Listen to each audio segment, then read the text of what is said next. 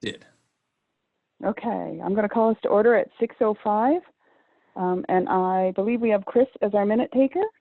So we're all set there. She's on. Actually, do you want me to give Chris permission to talk so that if she has a question or a clarification for the minutes that she can get that? That would be great. Thank you. Chris, can you hear us? Can you hear me now? We can hear you now. Looks like we're good. All right, great. Thank you, Chris. Touch. All right. Is there any public comment at this time? Still no one in the attendees. Okay. So. Okay. All right. So we'll consider that none. All right. I need a member to make a motion to approve the consent agenda. If you just say your name when you do it so Chris can get it, that'd be great. So moved, Andrew. Is there a second? Steve seconds. Steve, second. All right. All those in favor of approving the consent agenda, please say aye. Aye. Aye. Okay. All right. So we'll move down to the executive limitations monitoring report. And we have an action item to accept the monitoring report for 2.2 treatment of staff. Is there a motion to accept the monitoring report? So moved, Sarah McLean. Okay. Is there a second? I second, Andrew. Okay. All right. Any discussion?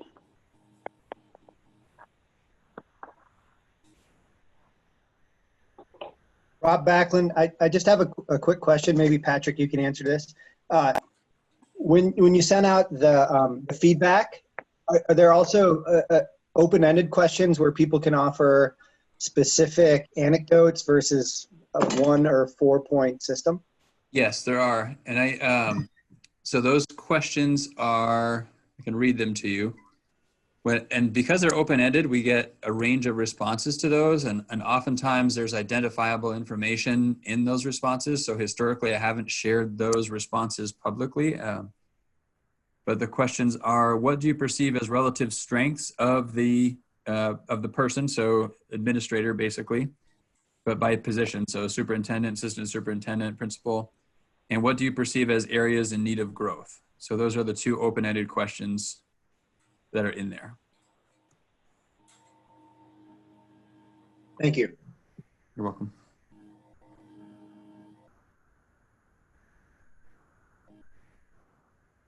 Any other questions?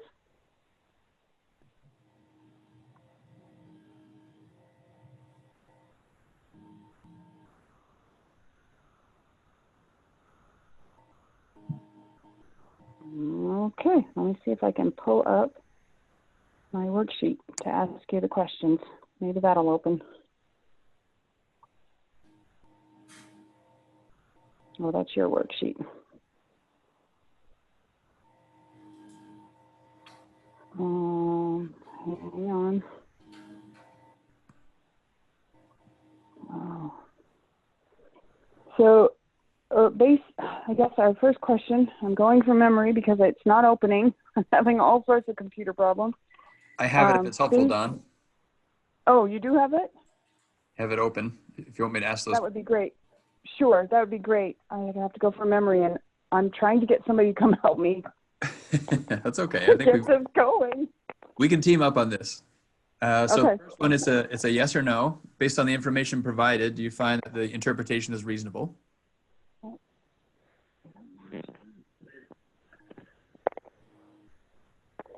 Is this a thumbs up? Krista, can you see if there are thumbs? Yes, I see thumbs. Okay. Enough thumbs. Okay. Okay. All right. And the next question is, based on the information provided, does the data demonstrate the accomplishment of this interpretation? And if no, the idea is that we note the reasons for concerns and questions.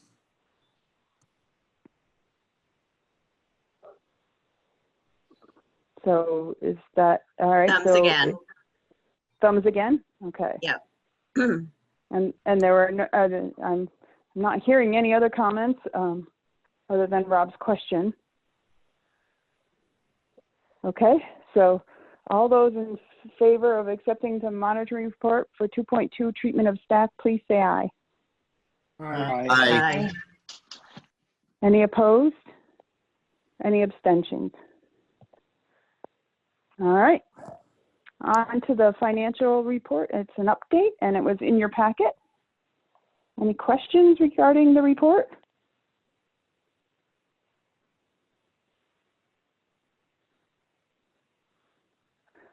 Patrick, you have anything you want to add? No, I guess one little piece to add is Floyd and his team are working diligently right now to, I'm going to let Kristen in here, are working diligently right now to try and really create a little greater precision as to what that end of year balance is going to be so that we can make sure that we're taking full advantage of available funds in the current fiscal year to take care of significant projects, most notably the locker room project at Mount Abe, so that we're in the best position we can be next year to respond to the financial crisis in whatever way it presents.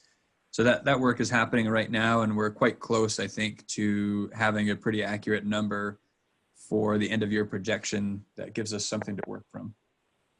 And I can let Floyd elaborate if there's any more than that to add. I think that's the high level right there. Is we're a little behind, and I would have liked to have been further along with this process right now. We had our payroll person was a previous employer came after her, and she is now working for them. So unfortunately, some of our office time has been spent making sure that we could run payroll. So I'm a little less than where I wanted to be today on that. We expect to be pretty clear on it in the next 2 days with what those numbers look like, and then prioritizing beyond there. I see Steve has a hand up. Yeah, Lloyd, I was just curious under your notes, there's a 5200 item, which has to do, in the note, it describes 13,175 having to do with future planning and data path. And then if I look back at the detail, the 5200 number actually has an amount that's almost double that. And I was just wondering is there an update on that number, or is that including some other I think the 13,175 is the amount that we know we can't find. As far as there being an additional number, I'm not clear on that. I'll check it and loop back to you on that one. Okay.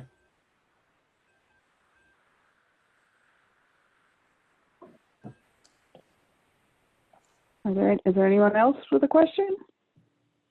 I Looks have a like Dave question. does. Yeah. I have a question. So I noticed there's some 550,000 or 580,000 payment to private schools. There's also another 700,000 in the SPED section, but the direct instruction section has, I think it's 584 to private schools, and I just wondered what that was. So there are some money, we have some money budgeted in the general fund in the event that a student who's not on an IEP needs to receive their education from an out-of-district placement. So that's where one of those lines shows up. And we don't always need that money, but we always have some budgeted because the need may present in an unanticipated way. And if we didn't have something budgeted, that would create potentially a very significant impact on the general fund. And then separately from that, we budget through special education anticipated costs. Those are more, we tend to have some anticipated each year for out of district placement. And we do occasionally have some unanticipated needs for out of district placement as well there. So that's why there are two different lines for tuition to out of district schools. They're all SPED related? Not all. There are some students that are not in special education or on IEPs that may need out of district placement. They tend to be far rarer than students that are on IEPs, just because typically when that level of support's needed, there tends to be some sort of a qualifying reason, and the student's usually eligible for special education. But there have been times, infrequently, I would say one student every couple of years that needs that level of support. Thank you. And those price tags can be pretty hefty, which is why they tend to be pretty big numbers. You know, it's not at all uncommon for a cost for out of district placement to exceed $100,000 per student. So even if you're budgeting for the potential of a couple of students, it adds up to big numbers.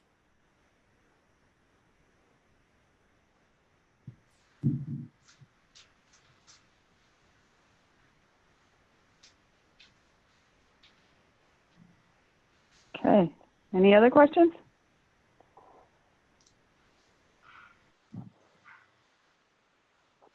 All right. So our next update is community services during COVID-19. And before we get started on that, Patrick, I had asked our student reps if they'd be willing to join us and just kind of, you know, hear from them how things are going and all this. I can't see who's on, but I think Hannah should be there. Both Hannah and Bella are here. Awesome. So, you know, maybe give them a chance to tell us how it's going.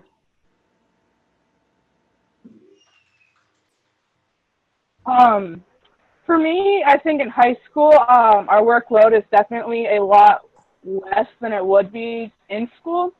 I also feel like teachers aren't checking in with us as much as they would have in school. I have teachers from middle school that I talk to, and they get back to me in emails that my high school teachers don't get back to me in.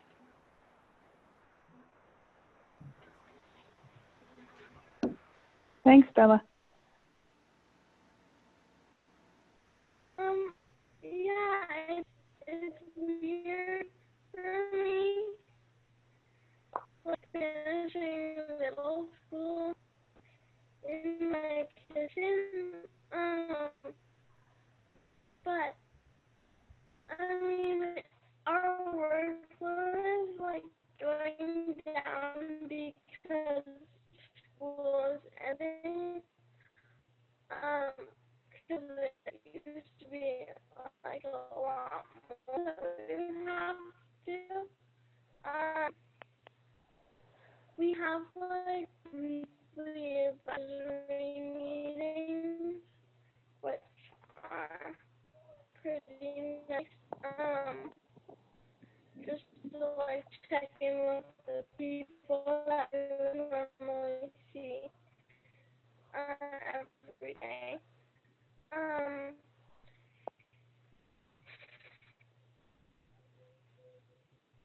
And we have some like group Zooms, but we don't like have like actual classes every day. And I kind of like the flexibility piece of it because, like, you know, I'll do sport in the morning, you know, go outside, whatever. But be able to do like all day. But yeah, it's kind of difficult because like if you have a question about something, you have to like email your teacher and not like right there in the classroom to help you. Hey, Han, can anyone else hear her well, or is it just Hannah? Hey, Hannah. I think there's a lag with the voice. Yeah, I'm going to come down, Han, because you're really laggy. You guys can move on, but I can go. Hold on. I'm getting bits and pieces, but yeah, tricky. I think if I go downstairs and sit next to Hannah and she talks into my computer, she could maybe share a 2-second version of what she was trying to say. Would that be okay? Absolutely, yes. Okay, hang on 1 second. Please.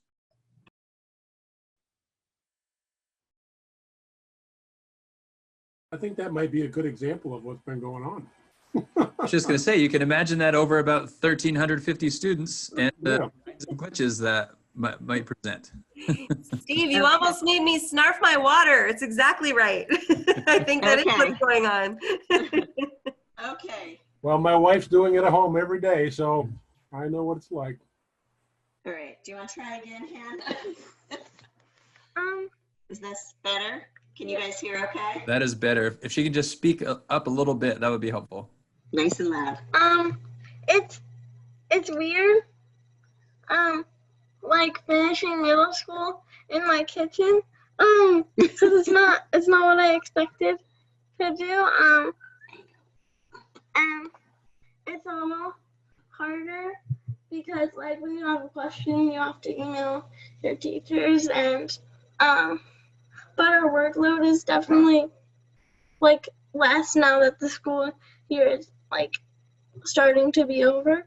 And we have weekly advisory meetings where we like talk to our advisory, which is nice. What's been the hardest? What's been one of the hardest things? I guess not having the teachers like right there. Yeah. Especially for math. Like math is really hard remotely. Because it's not my strong suit, and it's like you don't have the in-person help that you're used to. What's something that's been going pretty well with the remote learning? I guess grammar, like we're doing a bunch of grammar in core right now, and that's pretty easy because that's what I'm good at. but yeah, I kind of have mixed feelings about the whole thing. If there's one thing that you would want to continue from remote learning when school's back in session, what would it be? And it's okay if there isn't one thing. And Isabella, I'm curious your thoughts too after Hannah shares. I guess, I mean, I like that we do like school. Well, I do schoolwork in the morning, and then I get off, and then like I'm usually done for the day, and I get to do other things. And I like the flexibility piece, I guess. I don't know if that's considered like remote learning, but. No, that's helpful. For sure. Thank you. Bella, how about you? I definitely like that I can pick my own schedule and what classes I can do. I've been doing one class a day within the week, and I still get everything done on time, and it's been easier to deal with stress. Great. Very helpful. Thank you. Thanks, guys. Does anybody else have any questions for either of them?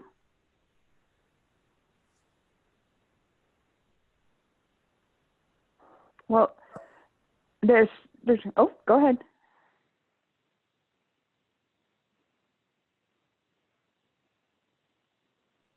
I'm not seeing anyone with questions for him, Don. Okay. Okay. They are Dave certainly has a welcome question. to. Oh, okay. You're muted, Dave. I do think it's a profound question to consider what will education look like after COVID-19. And the feedback from you students is really important in terms of what was really successful that we could continue in, and I think that's what the superintendent was getting at when he asked the question, that we should continue to do after COVID-19, and what should we discontinue? Yeah, go ahead, Katrina. I just wanted to add that, now that we know when the last day of school for students is going to be, that the principals are spending a good deal of time thinking about ways in which we can use that last week, which is essentially 3 days, to collect some very poignant reflections from students in some more formal ways so that we can hear all voices as much as we possibly can. And also, for those of you who don't know, we did send a family survey out last week. The due date for collecting responses is this Friday. To date, we have about 350 responses, which I think is amazing. So for a survey that I've ever put out. So the admin team will be going through all of that data as well to kind of inform us about exactly this question. What from this experience might we actually be able to learn from moving forward? And what do we definitely want to improve upon should we find ourselves in this position again?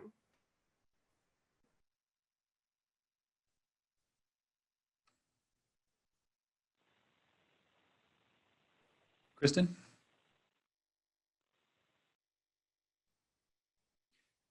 So Kristen, you're not muted, but we can't hear you. I'm not sure what that's all about.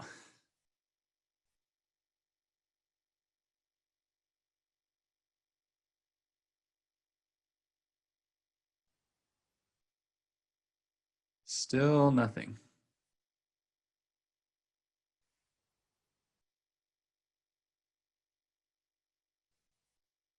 I think we lost Kristen for a minute, but Caleb did put his virtual hand up and Andy has her hand up.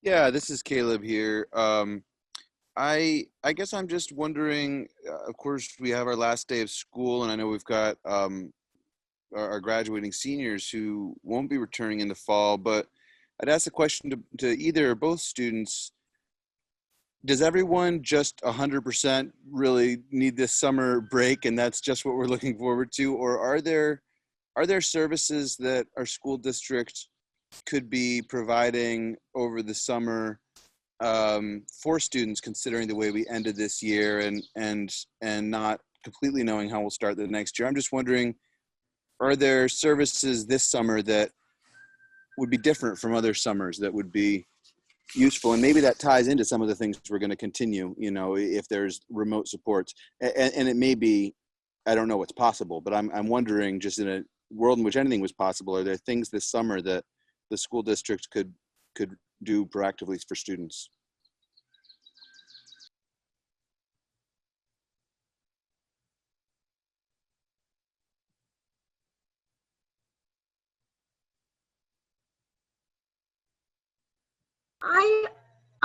I feel like, and I think I can speak for at least my other middle schools, my fellow middle school students. But for me, like the first couple of months of remote learning were like, okay, so like, I'm gonna have to get used to this. And it's like fun. Now I'm kind of done. And it's like, it's weird. I mean, I don't know, for me, my grades are pretty, still pretty stable, during, this whole remote learning thing, but maybe, things for people who are still struggling in different areas, because I know there's some kids who, still struggle in different areas, so I don't know, but, for me personally, I'm kind of ready to be done with school. I agree with Hannah. I don't think if you were to put any services in place for kids over the summer, they wouldn't utilize them because they're done with remote learning and looking at their computer to learn. Thank you for that input from both of you. I appreciate it. I think Andrea had her hand up as well.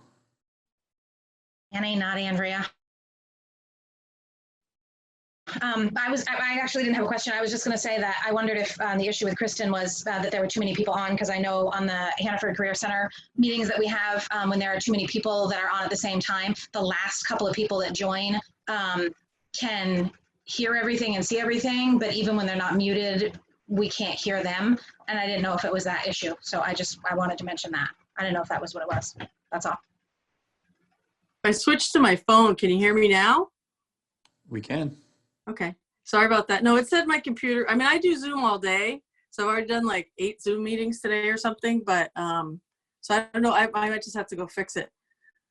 So I was just going to say, in that capacity, I've worked with kids probably from at least 12 other schools. And I've noticed that, I know the sort of edict for middle school at least was don't teach any information online because people have glitches like we just had.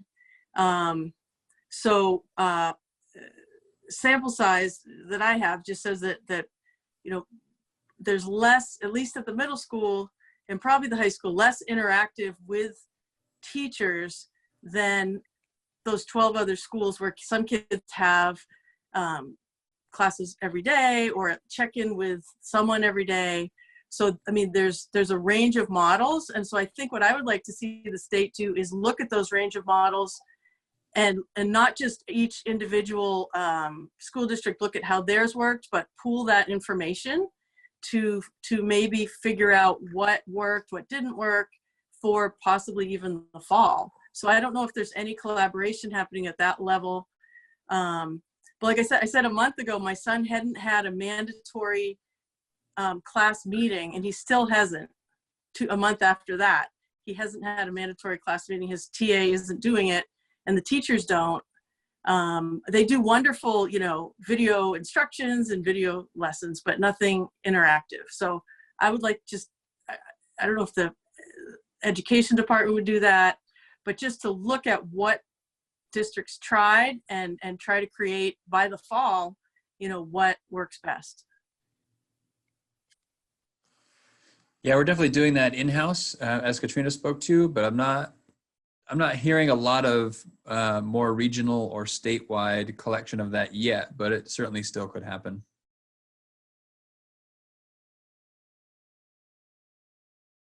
Oh, Katrina has something to add, it looks like. I lost my hand. I was raving, whatever.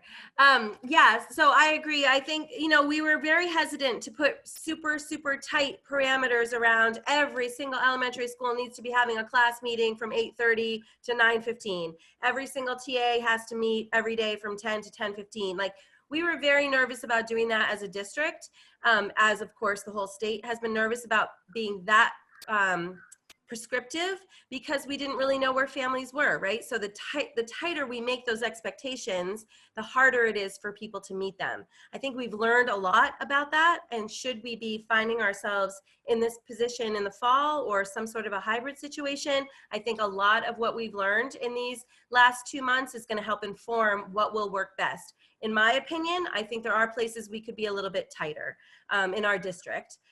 Regardless of what the state puts out. There are some good guidelines out there. There are some things that are working that I think we can prescribe just a little bit more, and know that there are families who are going to need support. And some of those families are employees, right? Who have children at home that are trying to, you know, instruct online while make sure their kids are doing what they're supposed to do. And that's part of what makes it challenging to be super prescriptive, because it won't necessarily work for everyone in their individual circumstances.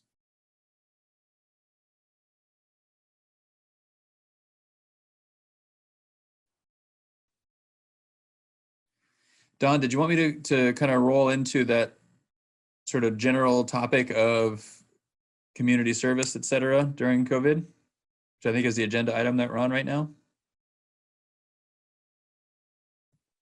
Oh, I see Rob has virtual and actual hand up. I was hoping to ask one more question. First of all, Hannah and Isabel, thank you for sharing. What do you miss most about not actually going to your physical school? Gosh, I mean, like, I missed the social interactions you have with people. Like, I didn't really think about it until this all happened, but like, you have so much more social interaction with people at school every day that are like not only the people you live with. And you know, I've been like Zooming with my friends or whatever, but it's like it's not the same for me. And also I I miss like in-person instruction from teachers because like I'm like a person who like needs to be physically like there and have other people be physically there to like learn my best. And so yeah, I guess I just miss like people being there in person and being able to come over and help if like you need it. Yeah, I agree with Hannah on both things she said. I guess I don't have anything else to add because she hit the nail pretty hard, so.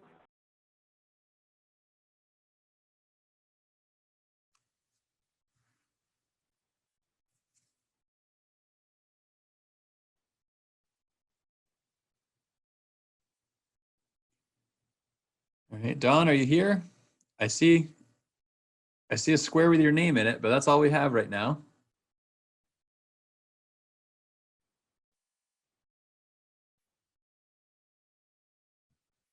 Try that. I see you're back on the phone. Are you there? Yes. Yep, I think now we have you. Yeah. Yep. I have the video, the webinar going on the computer that won't hook up to the camera, and I'm listening to you on the phone. So. Okay. I think we have both going now for you. Now the phone seems to be gone.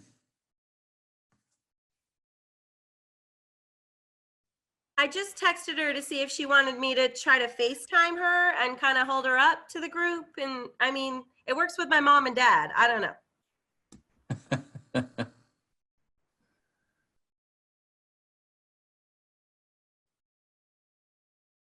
All right, well, we seem to, oh, maybe Dawn's back. I don't know. I'll continue to watch for Dawn to return as a phone number and let her back in. But in the meantime, just a really brief update. You know, we're still continuing on in a similar fashion to what we were earlier in terms of meals are still happening and they're happening via delivery. Obviously, the remote learning is still happening. And as both Hannah and Bella mentioned, people are tiring of the remote learning. And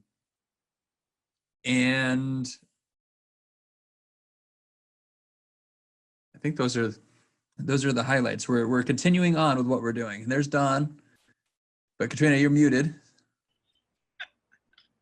You guys can see her, but I'm not sure she can see you that well, but. I can see it on my computer. Oh, perfect. Oh, great. All right. So they can see you if I hold you like this.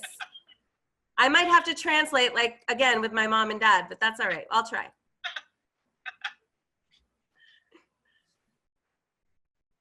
So continuing on with what we've been doing, I guess is my very brief summary of the work we've been doing to support our community more broadly. Okay.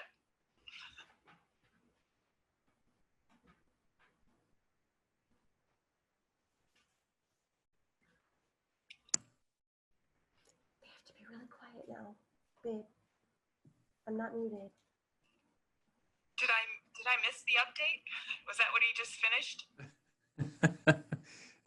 Yes, I was going for brevity because there hasn't been a lot that's changed since our last meeting. It's been more a continuation of what we've been doing. But I'm happy to answer any questions that folks may have about what it is we've been doing.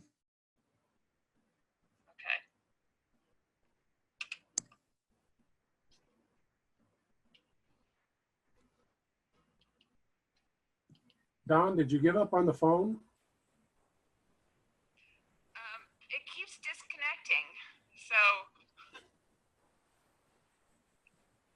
I hear something and then I have to spend a few minutes getting you all back because it just keeps cutting me off. No.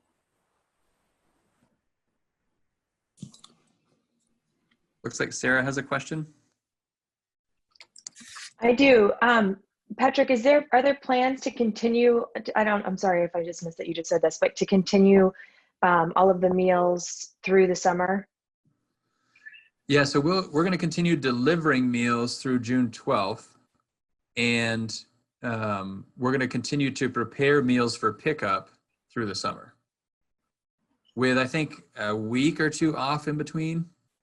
1 week, 1 week. So yes, and we have historically done summer meals at pickup locations. So we'll do what we have typically done in the summer. And Kathy Alexander's putting out a message that if someone needs the food and simply cannot make it to a pickup site, that we'll figure something out to make sure that we connect them with food. So, and that's not something that we have historically done. So that would be something new. Andrew? And let me know whenever you're ready to start calling on folks, Don. I'm not trying to take over the meeting, just trying to help facilitate.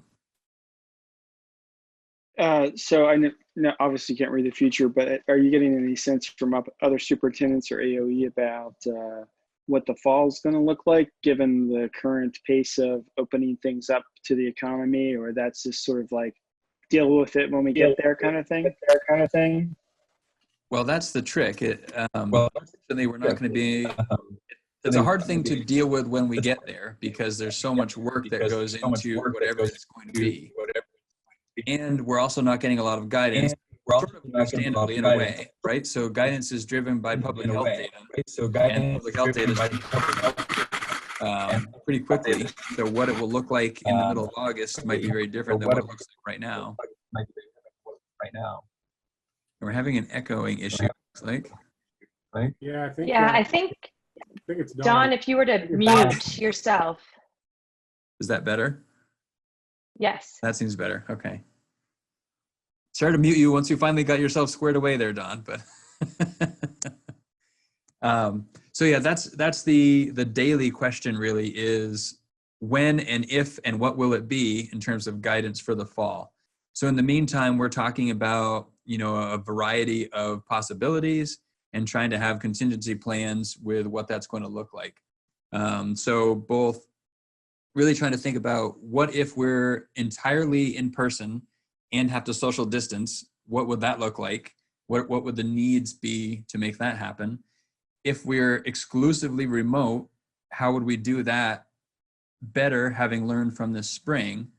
And perhaps the most likely, what if it's some sort of a hybrid of the two? What could that look like? So we're trying to anticipate those three sort of big picture concepts so that as the information evolves, we can kind of fine tune one of those, having done some of the bigger picture work in those areas.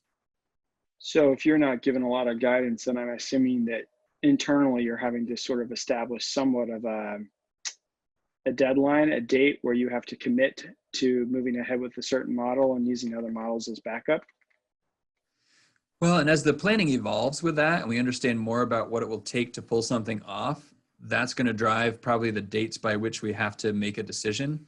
And this is not unique, obviously, to MAUSD. This is a topic of conversation on our regional superintendent calls twice a week. So everyone recognizes there is a point in time by which we need to know what we're doing so that we can get it ready.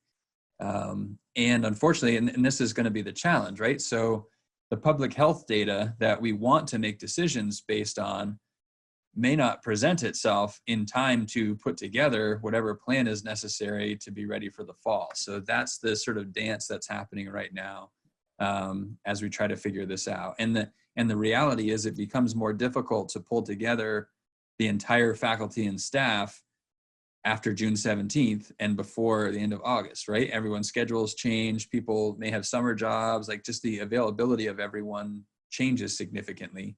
So it's hard to do that planning in those months when we may be getting information. So that's why our plan is this spring to engage in some high-level planning so that over the summer, as information evolves, we can lean on some of our teams and our structures that we've built to take that high-level planning and work it out maybe to a finer level of detail as we get that information and as we head toward the fall. And we're just in the early stages of that right now. Mostly at the administrative level with some input from a few employees, and this will evolve into bringing more and more employees into the fold as we put some structures around how to engage in that work.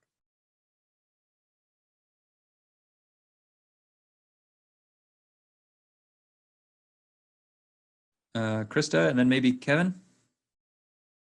Is there any sense from the AOE that there will be a point at which a decision will be made? Even understanding that it might be when staff are still contractually not working, families needing to put plans in place based on perhaps a different reality.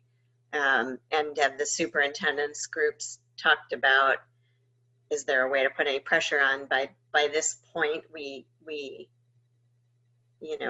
really would advocate for having a decision in place? Yeah, so there really isn't a lot of clarity about a date by which we will have have the information we need to make the decisions.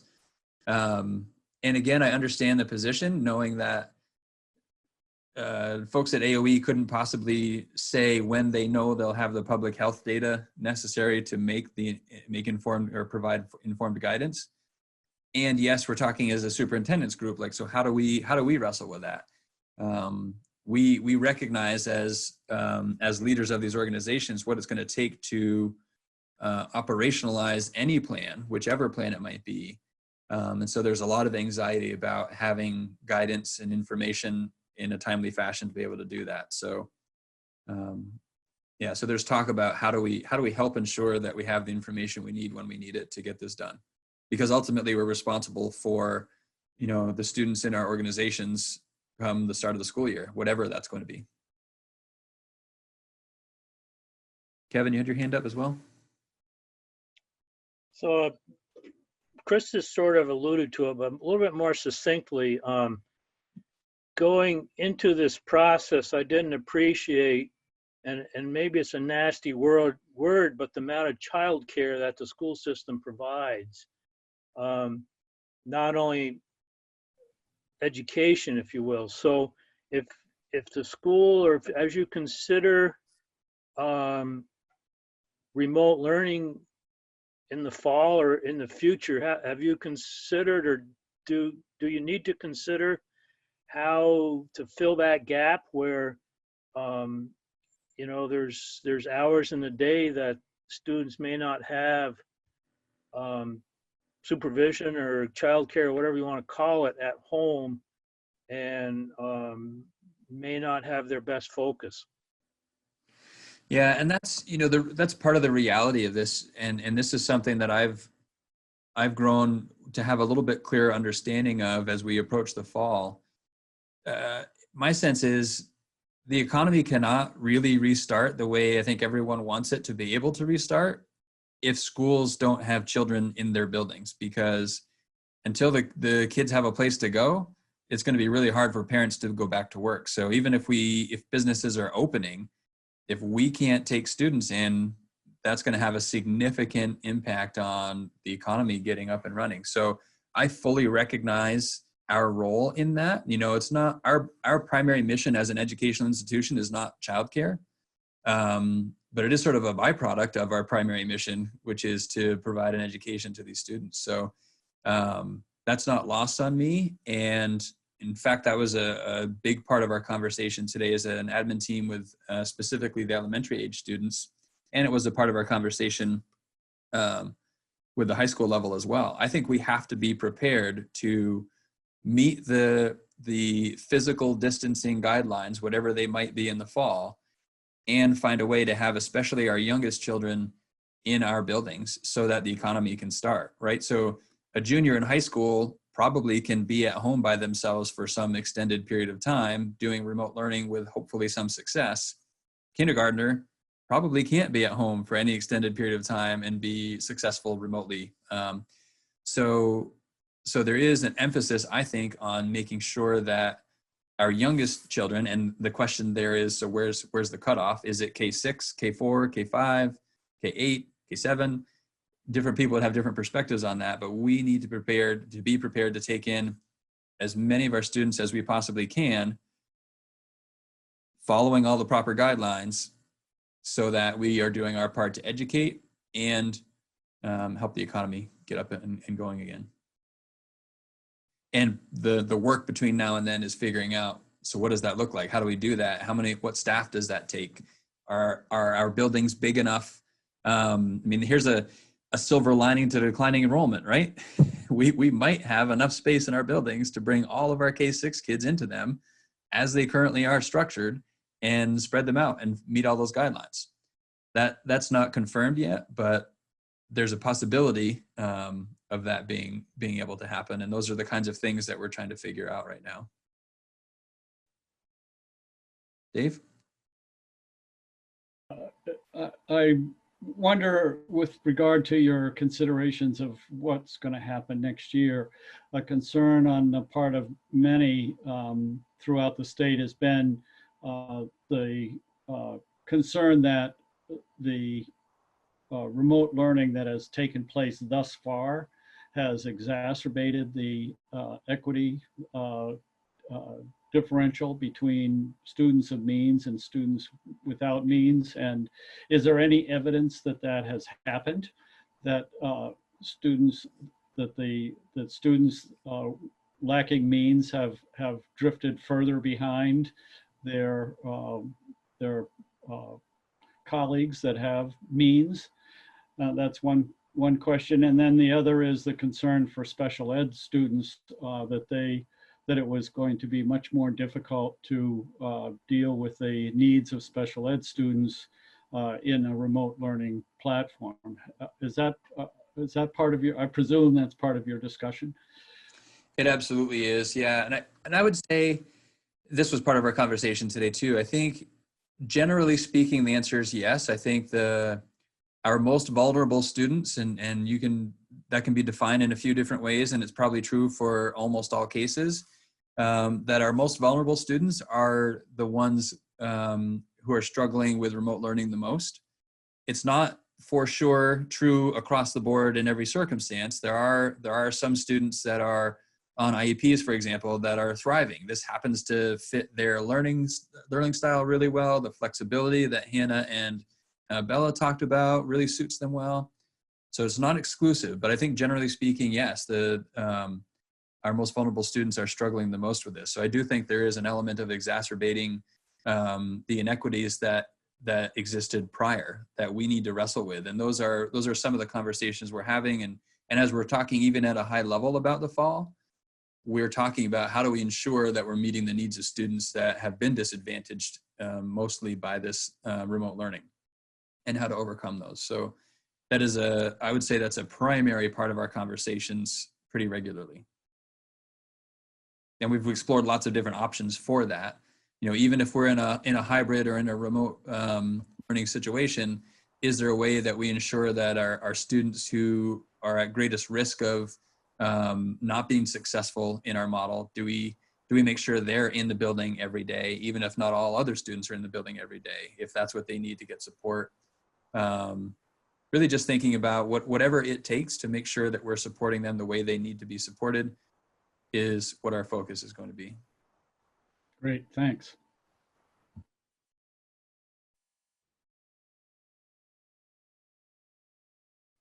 Sarah.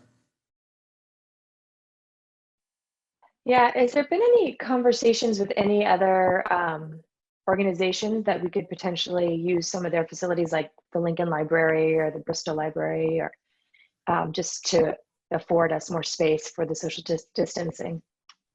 Yeah, there hasn't been formal conversation yet, but we've discussed that in-house a little bit about thinking differently about space. For example, you know, Holly Hall and Howden Hall in Bristol. You mentioned the library in Lincoln. Like each town probably has some space that, if it were needed, could have some students and some adults in it to just to give us the square footage to get the kind of distancing.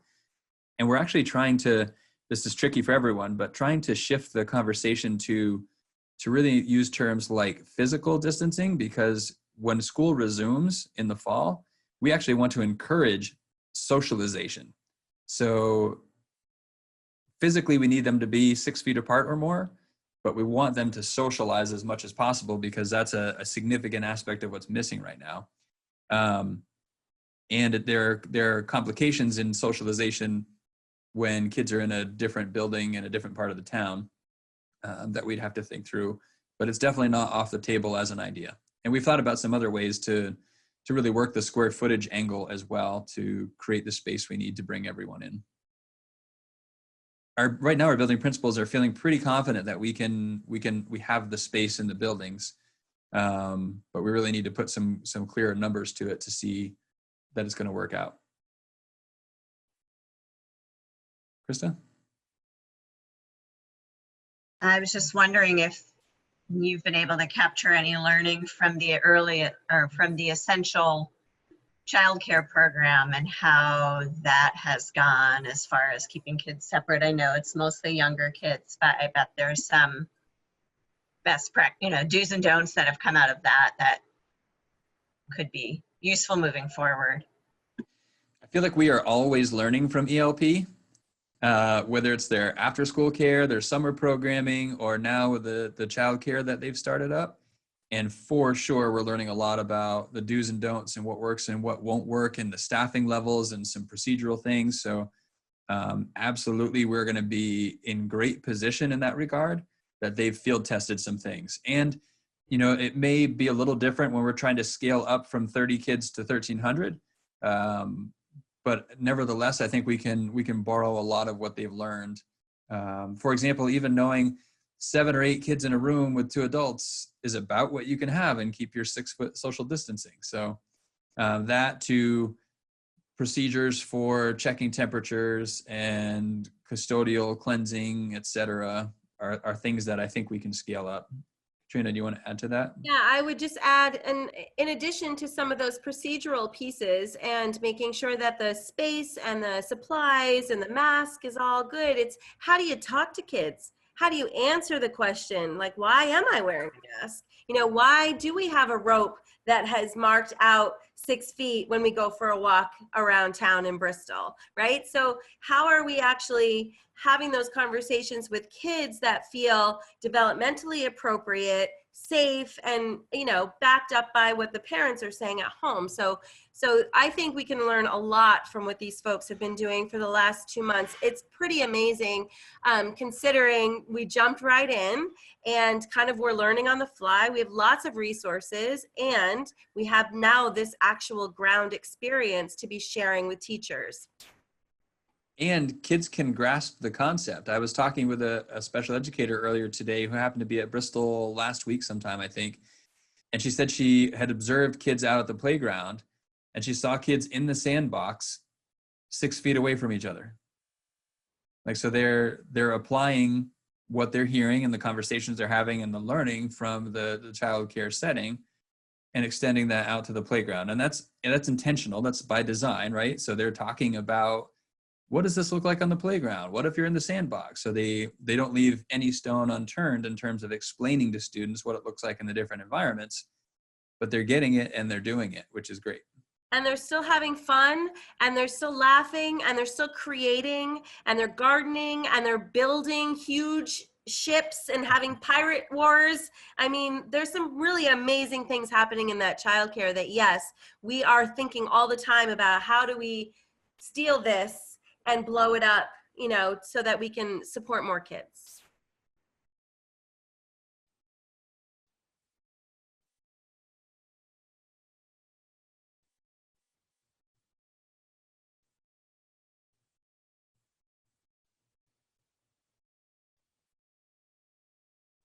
I'll add one of the scary things we're learning is the financial aspect of the cost to run a program that has the staffing appropriate to accomplish all of these things we were talking about. So that's part of what we're wrestling with as we start to think about bringing kids back and scaling this up, and really trying to understand what's the staffing need going to be as we, maintain the physical distancing and all the other requirements. Thinking about busing, right now it sounds like the guidance would be when we return to transportation that it's 1 student per seat every other seat. So we're looking at buses, instead of holding, potentially 40 students, it might be 15 to 20 students on a bus. And what does that mean? How many more buses might we need? Are parents even going to want to have their kids ride the buses, or are more and more parents going to be driving kids to school so they're not putting their kids on the buses? And So those are some of the logistical and potentially financial considerations that we're working through right now as you try to figure out what might happen in the fall. And really, coming back to Dave Sharp's point about those with means and not. So transportation is a great equalizer, right? If we don't provide transportation, those without are likely the ones to be most impacted and not coming to school. And those with the means to get their kids to school still would. So we still need to figure out transportation. So taking that out of the mix really isn't an option from my perspective. Even if it's complicated and potentially more costly, it's a great equalizer in terms of access to education. So we've got to figure it out.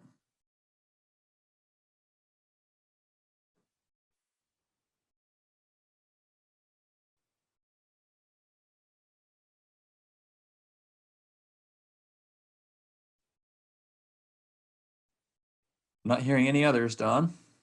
We're seeing any hands. We're seeing any hands. Okay, I can't see hands, so I have to rely on you. I scanned for virtual and actual hands up, and I don't see any. For virtual and actual hands up, and I don't see any.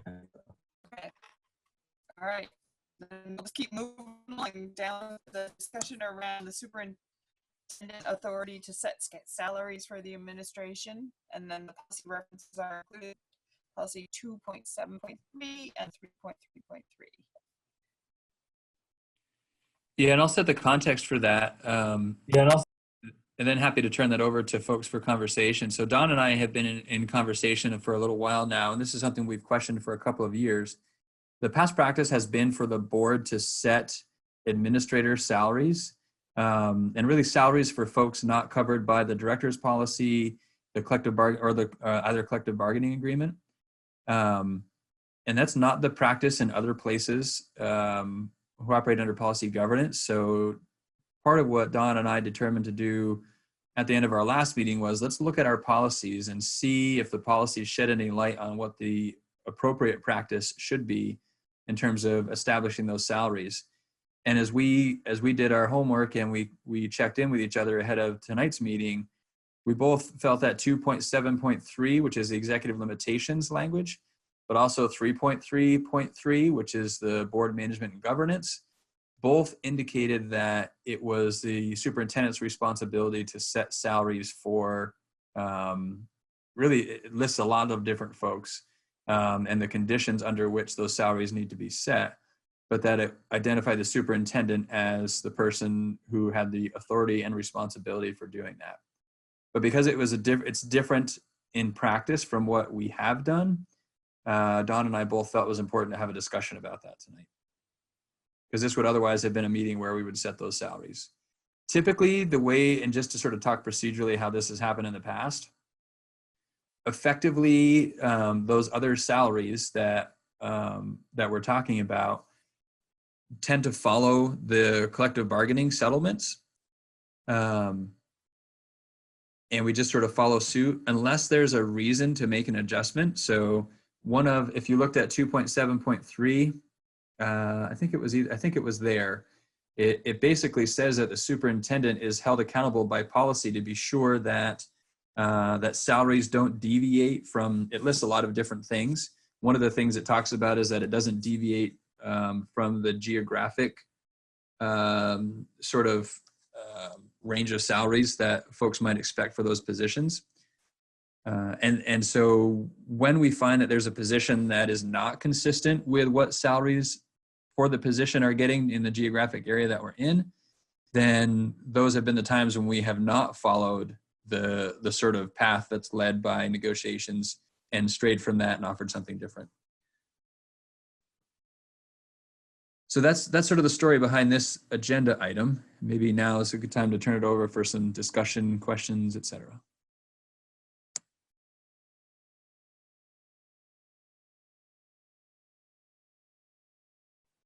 So Patrick, how do you see this, assuming we sort of all agreed to move this more in the policy governance path? How would you see this working, either this year or next year? So as it stands right now, we've not issued contracts for the folks that would be in this group that we're talking about. So again, these are people not covered by the director's policy, not covered by either of the two collective bargaining agreements. So the way this would move forward this year and really for next year, because just given what we're looking at for the potential settlements that are hopefully going to be acted on tonight, we would follow suit with what we're looking at for percent new money from those settlements, more or less. And it gets tricky when settlements don't land on the same percent new money, but we usually have some pretty good guideposts to help point us in the right direction, even if we're a fraction of a percent different. And would you also follow length of contract?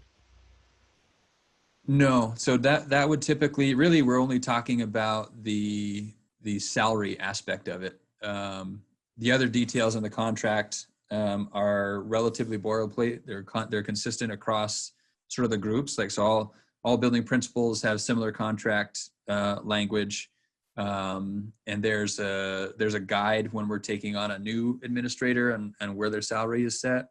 So we try to follow that guide and the guide is intended to help us be consistent regionally and be consistent in-house as well. So there are a number of things that help inform what the salary is set at, but it is pretty specific to the salaries. I think what I was actually referring to was the length. Like if you set a contract amount this year, would it govern the next 2 years? Because that's typically not, no. Mostly because of the way most contracts are written for administrators right now. There's the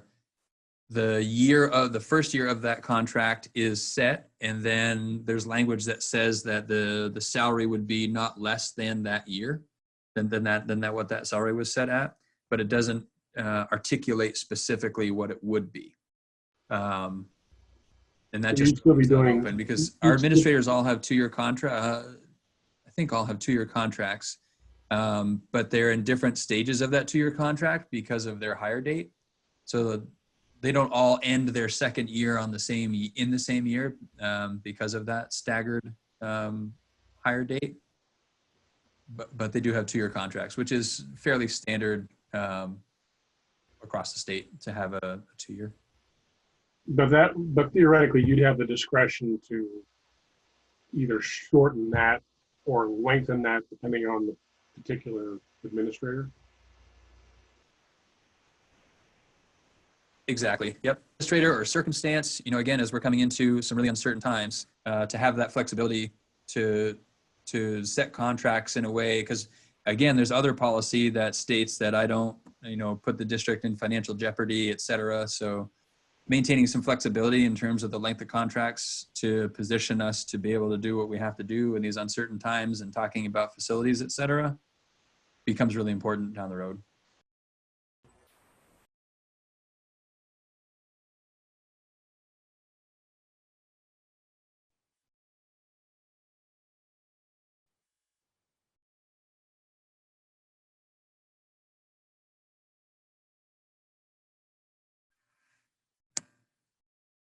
Dave?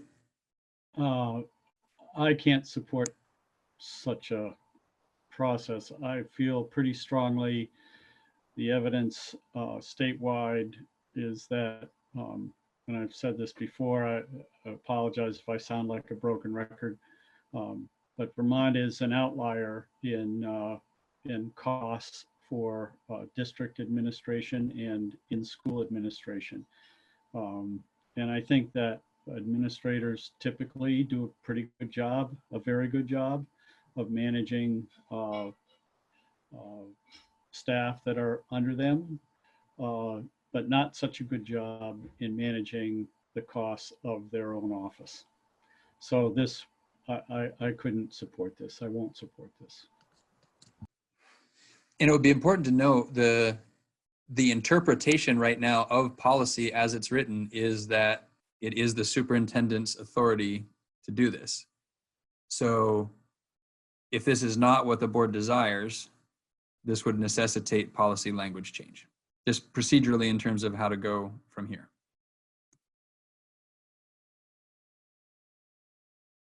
And again, if you looked at 2.7 and was it 2.77 or 2.73 and 3.33, to me, it seems quite clear that it's a very reasonable interpretation under those policies that it's a superintendent's job to set those salaries. So those would be specifically, I think, the policies that would need to be changed. Kevin? Just to clarify things in my head, I understand that we've got a professional contract and a support staff contract. You mentioned, was it a director agreement or something like that? Yep, a director's policy, which covers support staff that don't fall under the support staff collective bargaining agreement. Which is that like, I think I saw that list. It's like the facilities guy and the finance guy and administrative secretaries and all that.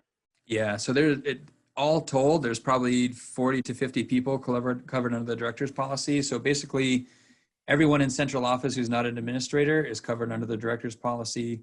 There are some administrative assistants in some schools that are covered by that. There are some custodial folks that are covered by that. Expanded learning program. So what gap are we filling with this salary group then? So building principals, assistant principals, central office administrators, IT, I think our athletics and activities director falls under this category. Basically, there's this group of folks that are not covered by those other agreements that we talked about, that each have sort of individual contracts, that each individual contract needs to be renewed annually, typically, and some salary set. So that's the group we're talking about. It's probably the smallest group of all, for sure. I'm hesitant to even wager a guess of how many people we're talking about, but it's not a large number of people.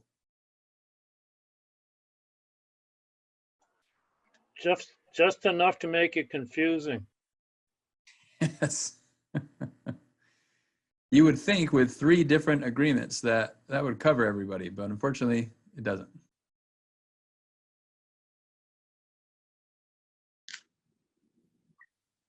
So Patrick, in reality, you're actually negotiating and handling most of these now anyway, aren't you? I mean, you may bring a question or two to us to sort of get a feel for how you're going to approach it. But my sense is from the last couple of years of being on the board is that you're really doing this already. And frankly, to respond to Dave, I'm not really sure how we would deal with it otherwise. Having just been through the professional staff negotiating process, are we going to then embark on a board managed negotiation process with every administrator? I'm not sure I would be in favor of that. And historically, the way it has played out, so the last few years on some agenda, typically in that sort of April, May range, the board has, perhaps in a consent, I have to go back and look, approved, we maybe even put this specifically the percent change for folks, or when it was time to make some sort of an adjustment, I would bring sheets of paper to sort of explain to the board the justification behind an adjustment to a salary, and they have been approved. I can't think of a time when it hasn't been approved, because there's usually good reasoning and evidence behind the decision. And in talking that through with Don, just saying, so it seems, it just feels, it feels like it wasn't fitting within the realm of policy governance that I'm doing that work to basically convince the board that what I think ought to happen is something that should happen, which feels more like means than ends, which is what prompted us to go back into policy to see, what does policy say? Does policy say that I should be doing this, or does policy say the board should be doing this? And our interpretation was that the policy suggests that it should be the superintendent.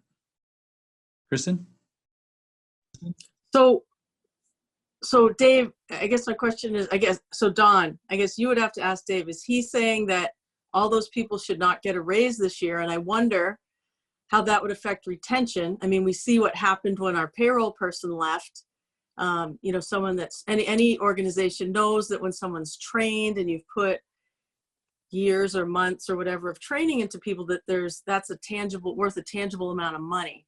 So if people leave because they don't get a raise, then you have to do the training again. And so what's that ad that says, you know, priceless, right? So having a good employee that stays for a long, long time is priceless, right? And so I guess if someone, I know I'm not supposed to talk directly to other people, but is Dave proposing that there's no salary increase for that amount of people? And I wondered also if anyone does know what number of people it is, I think that would help with scale. Thank you. It's probably approaching 20 if I were to sort of put a guess on that.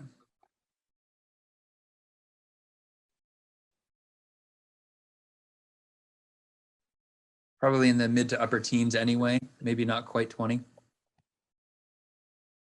Thank you. And I think when we put this on the agenda, Patrick and I specifically wanted to go to the policy to have the discussion, because it really wasn't about whether people support it or not. It's, in this sense, it was the discussion about whose role is it, and we both looked at the policies on our own before we talked, and we both came back with the same policies that said it really feels like it's a superintendent role and not a board role to determine that piece of it. And I think the way, you know, thinking about Dave's point, which is a good one, so through policy, but also through adopting a budget, the board gets to set what spending is acceptable.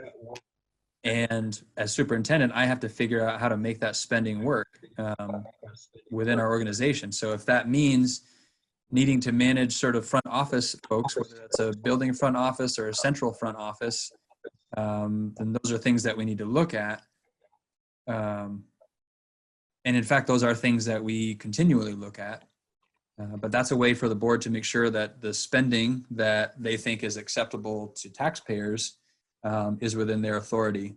And then they charge me with making it work. And typically the way it works is board wants to know, what are the implications if this were the number we gave you, what would this mean for, you know, programming for students or other reductions that would be necessary to make this work. And I think that exchange has served us well as we've navigated some pretty tricky financial times, and probably over the past 4 budgets, I bet we've eliminated 50 positions.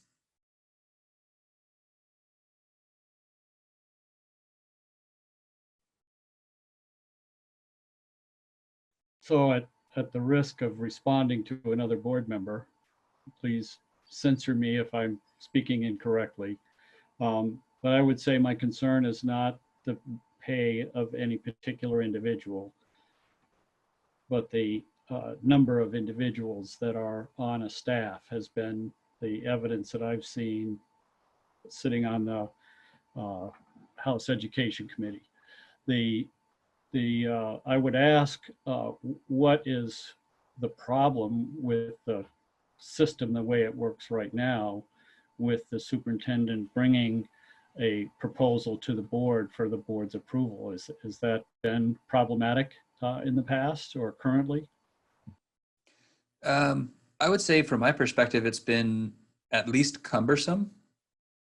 And part of the challenge, and this to some extent, I suppose, applies to negotiations as well. You know, under policy governance, it's sort of the way it works is the board makes clear to me what the ends are that I'm expected to achieve. And then through executive limitations, I can meet those ends in any way that I deem acceptable, as long as I don't violate those executive limitations. And so from that perspective, as we think about employee compensation, to me, that's a means, not an end. And if the board is establishing means, then that feels like that's in violation of the concept of policy governance. That if the board determines means, then it would be unfair to expect the superintendent to achieve the ends and hold that responsibility. So it's sort of that, if I hold the responsibility for achieving the ends, I should be given the flexibility to deliver the means as I see fit, as long as I'm not in violation with the executive limitations. So the big picture, that's a piece of this. And if I'm recommending that we make some change to someone's salary to be competitive regionally, and the board says no, for whatever reason, then I am now at risk in my ability to meet the ends through an action the board took, which was a means action. And the question of should I then be held responsible for not achieving those ends becomes, I think, a valid question.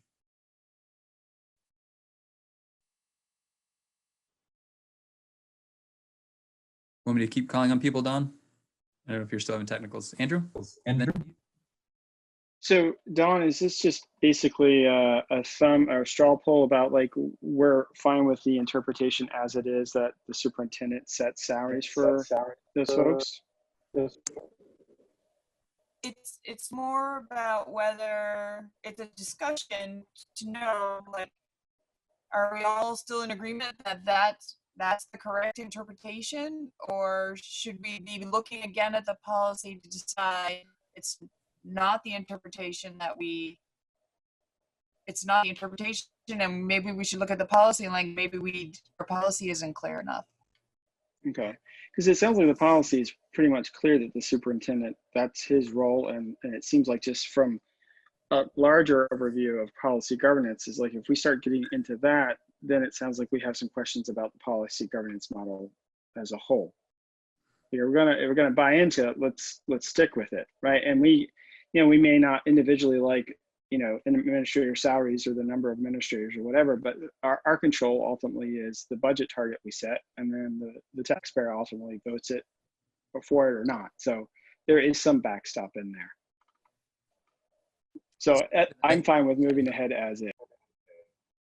Steve, and then Caleb has his hand up. So also there's just the matter of logistics and fairness. I mean, if you're bringing a couple of people who you need to renew to us kind of as an ad hoc way, what do you feel about this? But you're not bringing everybody to us, then that's not consistent. That falls under this category. And if we were going to move in the direction of the board taking more responsibility for it, then we would need to instigate some kind of process, I think, that would be like what we just went through with the union representative groups. It's a little bit strange in that the same discussion possibly could happen with those union represented groups. That's kind of almost the same thing, but this group doesn't have a union. So by default, we'd almost have to negotiate with each one of these people separately if it wasn't something being done by Patrick. And some of this is a rub between statute and policy governance, right? So as Val has stated in the past, and Val's maybe not a name that is ringing familiar to everybody here, but I bet most people, Val Gardner, well-known, well-respected educational leader in the state of Vermont, a real guru of policy governance, and has supported this board for many years in its growth and implementation of policy governance.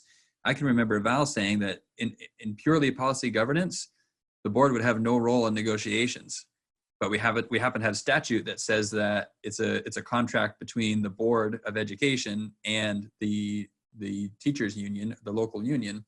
And so that's what brings the board involvement in. but a large part of negotiations for those that haven't been a part of it, there's a heavy lean on Katrina and I as representatives of the organization and as employees to the board to bring that knowledge and facilitate those negotiations. So that's the way we've handled negotiations, to be compliant with statutory requirements, but also to reflect the realities of sort of operating the organization.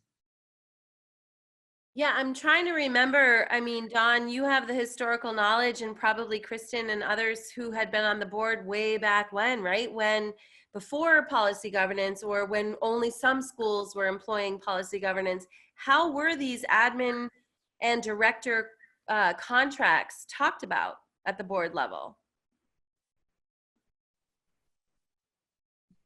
Back then, I mean, there was the union negotiations, and then there was the board of directors policy. That was it. So way back when Evelyn was there, she handled it all, came and said, these people are working just as hard as the union people, and there was this sort of discussion, and everybody got the same. And as the union spread out more, like, it opened more holes where people weren't considered part of that group, or a couple were at one place and they weren't at another. So it just became where everybody else landed, and we treated them all the same. Right. So even before my point, thank you. Right. So even before my point, thank you. That was checking my memory, because I feel like even before full-on policy governance, it was still the superintendent's recommendation in terms of how to handle the contracts for the admin/directors who didn't fit in any of the collective bargaining agreements or the director's policy. Caleb, I see your hand is still up. Yeah. So appreciate the discussion, and I basically agree with this interpretation and don't have an argument with that. I do think that, as Patrick points out, we've got this fairly significant division between ends and means, which is important, but that I think does make it incumbent upon the board to be responsible for those ends and to attend to them annually, and not to just let them become a static document. I think there's an inherent challenge, because with some of our ends policies, we know they're aspirational. We've talked about this. It's impossible for Patrick to succeed with some of our educational ends policies. And we've talked about the fact that we kind of want it that way. At the same time, we looked at scores last year and Patrick reported non-compliance. And I don't think that in that case, we want to weaken our ends standard necessarily. We also don't want to have our superintendent feel constantly out of compliance with that very core educational ends policy. Now, this one is a little different, is a little bit more logistical, but I think that it's, like, as I say, incumbent on us to look at our ends policies as a living document and say, well, which of these policies do we know are aspirational, and which of these policies are not aspirational? They are the letter of our expectation, and to measure them differently. I don't have an easy answer for that, but I think that when we feel like we're banging our heads against the policy governance structure, I tend to come back to, we've got to get more fluency with our side of the equation, which is the ends, and not as a way of beating Patrick or any of our administrators over the head with those things, but as a way to bring clarity for ourselves and for our constituents. So I just throw that out there. And I certainly appreciate that, Caleb. What was coming to mind for me as you were talking just now, if I think about just in this meeting tonight, the time we've spent talking about the work that's happening that's sort of means related around COVID-19 and remote learning and what the fall looks like, and now about this administrator's salary, I struggle to remember a meeting where we spent even this much time talking about the ends since October, when we had the ends policy monitoring report. So that just that idea of freeing up board time, which is precious time, from conversations around means to enable the board to focus on the depths of the ends. The depths of that ends policy are great. And I think that would be a place where the board would do well to spend a lot of its time. Krista, I saw your hand up. Yeah, I think Caleb probably said it more eloquently than me, but I was thinking when we get mired in these sorts of means conversations, I think sometimes it is a symptom of the board feeling like we don't have a big enough grasp on the connection to the ends, or perhaps we're hearing something in our community values that we're not sure where the connection is. So it's not that we want to make those clearly executive decisions for you or for whomever is the superintendent, but that we are lacking the confidence in how that relates to the bigger picture at the end of the day. And so I think that is our challenge in our work, and maybe it, our ends monitoring is, not necessarily as robust as we want it to be in certain areas. I think that's a great point, Krista, about the community values. And I'm thinking about the tool that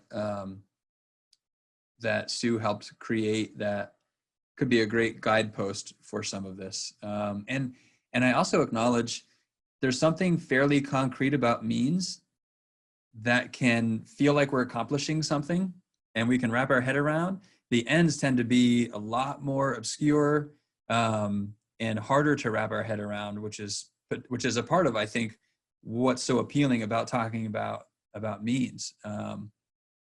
So I appreciate that. I acknowledge that. It would encourage us to focus more on ends, because that's ultimately, at the end of the day, what matters. I agree. Krista has her hand up. Oh, sorry. If I could just add one more thing, I think, it's less satisfying sometimes to talk about the ends, but I think we also feel a responsibility to our community if we, it's not just that it's less satisfying. I think it's that we feel a lot of pressure as representatives of our community sitting on the board to not have any connection at all with that. And so right now, maybe we're 5 steps away from the means, when it would feel a little better for us and for our community if we were a little closer. So, yeah. Sure. I mean, I'm dying to interject only because, Krista, when you were on my parent advisory group at Bristol Elementary School, we had these conversations. What takeaway statements or factoids or celebrations can you as board members hold on to, that when you bump into somebody on the street, I mean, I know we're not bumping into anybody right now, but when you are with people, you have like something to hold on to that you feel confident you can say, right? So what are some of those factoids? Like, we're actually working really hard on XYZ, and you feel confident about saying that. We're doing that a little bit better as an admin team also. Like, what are we at a place where we feel like we're ready to share as a district, versus where are we still getting more information, versus what are we still like working on, right?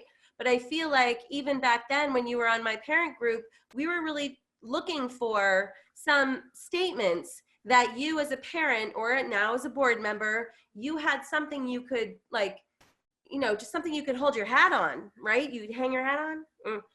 You could say to people, and you wouldn't necessarily be lying, or you wouldn't be so aspirational that people are like, blah, blah, blah. Like, so what are some things as a board we can be helping provide you to help with that kind of language, I guess, is what I'm thinking about right now.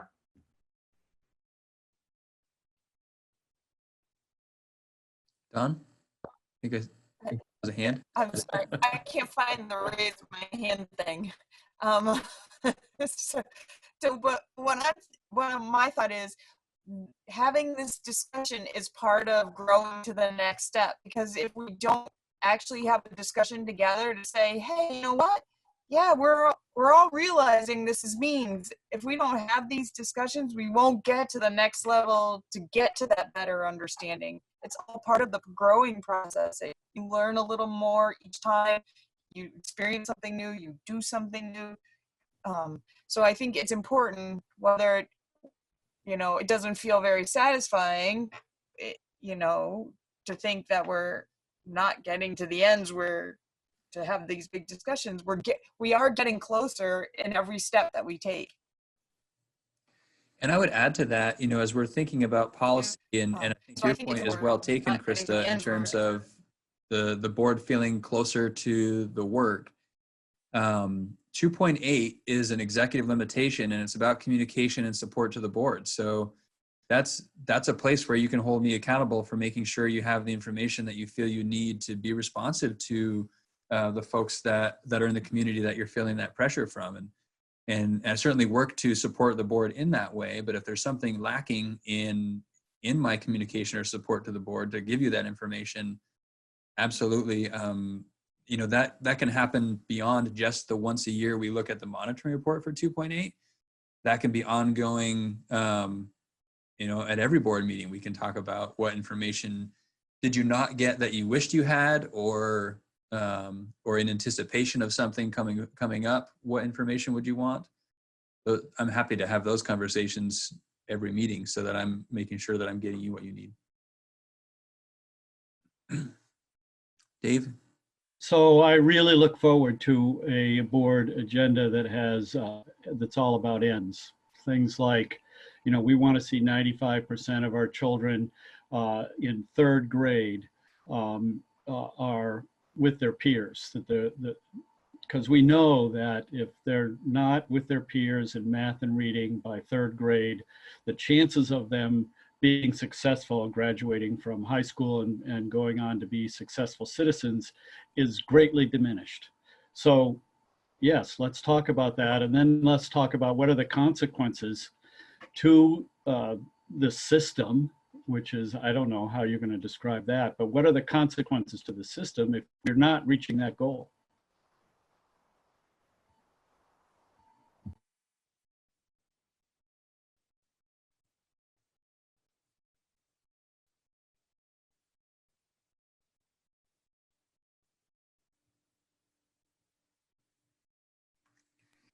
So can I do a clarity check? Because there's some action that needs to follow this on my part, I think, and potentially some action for the board to consider at a future agenda item, depending on how this goes. As I understand it currently, my interpretation is that this is my authority to set these contracts that we need to do before the next board meeting, because it's that time of year and they're not currently set, and that I have the authority to do that. And the board has the authority to change that authority through changing policy. Is that an accurate read of where we sit as of right now?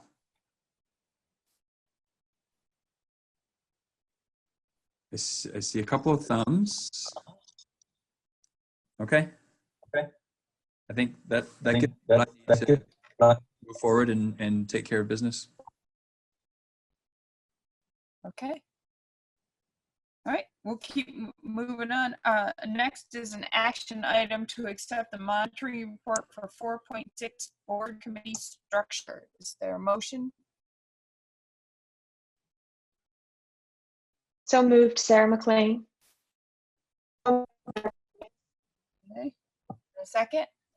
I second, Caleb Elder.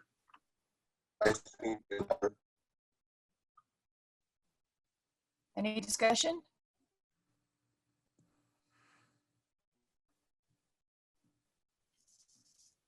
Okay. So let me ask, I don't see any virtual hands. I can't see them so in person. So if somebody's got a virtual hand, somebody has to tell me. I don't see any now. All right. So Okay, based on the information provided, does the board find that the interpretation is reasonable? Thumbs up, yes. Thumbs down, no.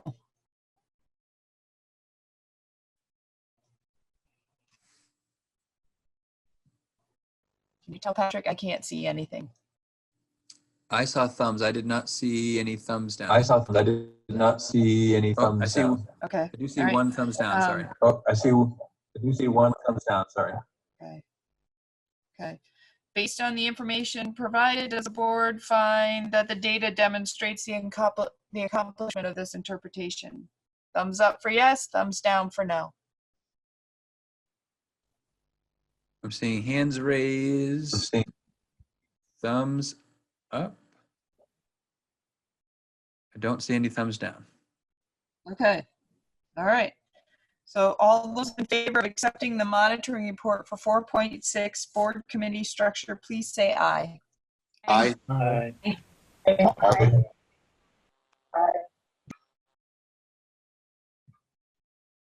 Okay. All right. Next is an action item to determine the date and location and possible topics for the retreat agenda. It is possible for the dates that we'll do a doodle poll, and unless there's an objection, we could start with our usual month of August.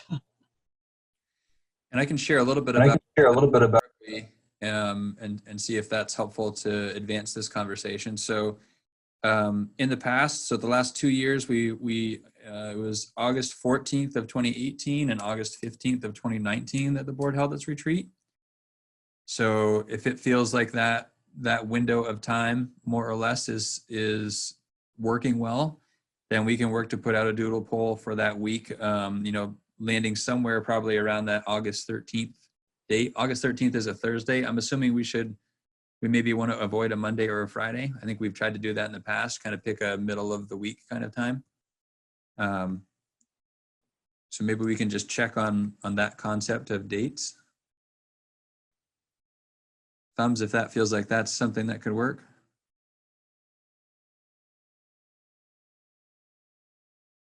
Okay, more or less. I don't see any thumbs down, at least. So we'll give that a shot. Location, we've been at Zeno Mountain for the last couple of years. I feel like it's worked really well for us from my perspective. And obviously the big question this year is, do we want to attempt an in-person social distancing style meeting, which is possible, I think, at Zeno, given the space that we have there? Or would you want a virtual sort of Zoom kind of retreat? Annie? Are we talking about like an all day thing? Or are we talking about like a couple hours? Or what are we talking about here for time? Closer to all day than a couple of hours. I think 9 to 4-ish, give or take, is what we've done historically, with some lunch and breaks and things built in. Okay, I'm taking back my thumbs up on the middle of the week thing then, because I work full time all day. So I'm taking back my thumbs up on that. Okay. Sarah, and then I saw Krista as well, I think. I would like to try to do it in person, socially distanced. I mean, if it's a nice day at Zeno, the possibilities are endless. Or at least partially in person. It's a long day. I mean, I think when you say 9 to 4, that's ambitious. I think we're usually not out of there. Well, because then there's a board meeting after the retreat. So we're out of there at like 6 or later. Yeah, so it's a long day. And I think, yeah, just being together would be good. And, I mean, like, we're trying to get the schools to be in person, and I don't know, I think we can try just a group of adults to be in person. Krista, I thought I saw a hand earlier. Ditto. I can't imagine doing an all-day Zoom. I think that would be fairly torturous and not that productive. Are you saying you're not in favor of an all-day Zoom? I couldn't hear that. Sorry, in person, please, if possible. Or several days of shorter Zoom meetings on similar topics, but an all-day Zoom, I think, would be a really bad idea. I wonder if we could just maybe do some thumbs and see how folks are feeling about an in-person retreat, at least for a good portion of the day, if not the entire day. All right, I'm seeing pretty much exclusively thumbs up there. Caleb and Liz, feel free to give a hands up if that, okay, I see a hands up from Caleb. Okay, so in person, good. And let's check Zeno. Do folks feel like Zeno is a place that we're still happy with and we want to keep it there? Great. I'm seeing thumbs up on that.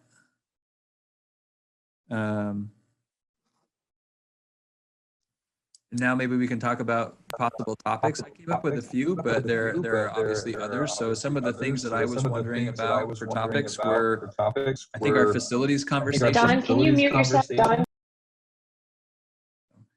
I think continuing our facilities conversation, I don't know what information we'll have from the study that's going on there, but certainly within central office, we'll be doing some crunching ourselves in terms of finances and whatnot. So I think it's worth an agenda item to have on facilities, whichever level of information we can bring to that. I also think, you know, the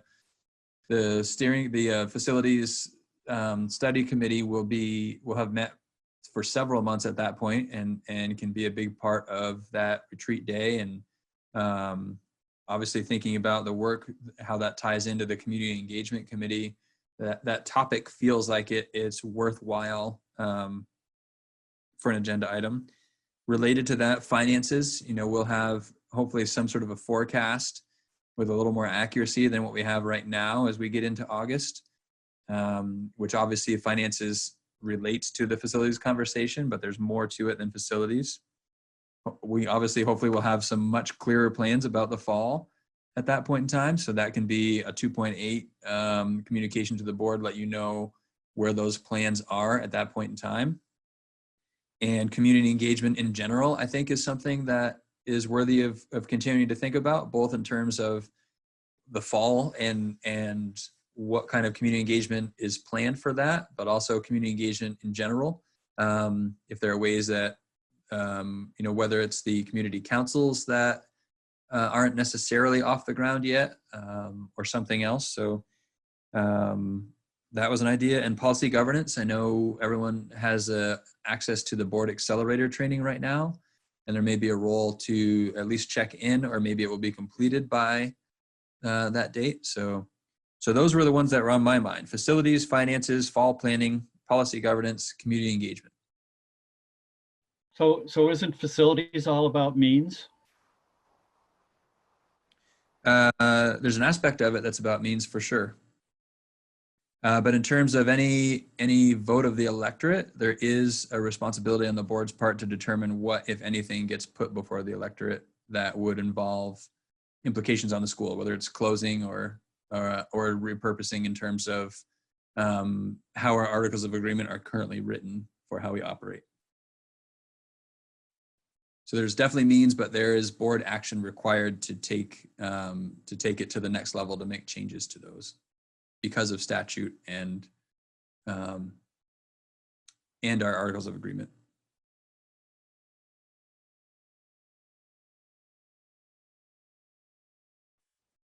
Do any of those sound like, oh, Katrina has something to add? Go ahead, Katrina. I just wonder if a small amount of time during the retreat might be timely in thinking about what type of data will be accessible and have to be massaged to inform your ends monitoring report for October, given how different the spring is. So we won't have SBAC data. We won't have our end of the year assessment data that you typically have to inform your report.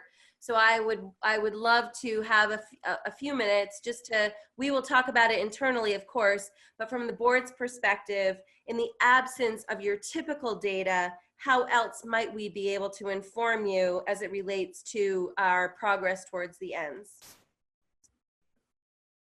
It might be helpful to look back at some of the things we were looking for last fall. So I think we're more locally based anyway, and just see what opportunities there are for plugging some of that in.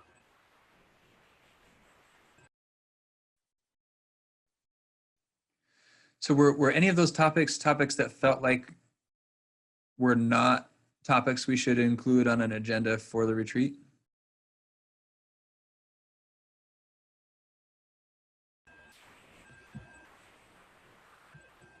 Okay, I'm not seeing any. Are there topics that I didn't mention that are topics that you think should be included on an agenda for the retreat? Krista? Is there a way to weave in any, I don't know if there'll be able to be any updates provided to the strategic plan, but that I think would be really helpful. Even if it's just about how are we going to get back on track with that work. Mm-hmm. Mm-hmm. And that's a great connection to the ends, which is a good thing to have, make sure there's time for.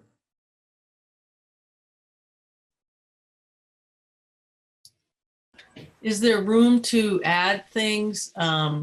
Because 3 months away is a long time right now. So is there a way to add stuff as we kind of go along, if we can make it happen by that date? Absolutely. From my perspective, yes. I think the trick with this sometimes is if we're trying to secure a trainer or someone to come in and help, now's the time when we really need to make sure that we're reaching out and securing a date for folks. In the past, we've had someone come from VSBA to provide training around governance. Val Gardner has come to provide training around governance. Last year we had Rebecca Haslam come and talk with us. I think it was last year, come and talk with us about sort of equity. Implicit bias. Implicit bias, right.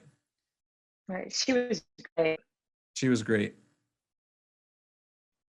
And if those are all things we could have on this agenda as well, and I can certainly reach out to folks and try and pin down a date with them. And sometimes their availability drives a little bit about when our retreat date lands too. So I haven't heard anything, with the exception of the policy governance potentially. There's the board accelerator work, but there are folks that we could reach out to see if they'd be available to come for a portion of that retreat to offer support. Forgetting the woman's name, but a woman that Don and I have been in communication with around the board accelerator program. I think she is available for hire to come and provide that kind of support in person. So we could look at that. It's Sue Mogenson? Yep. Another Sue. Is anyone feeling like we would benefit or from bringing someone in to help with any of these?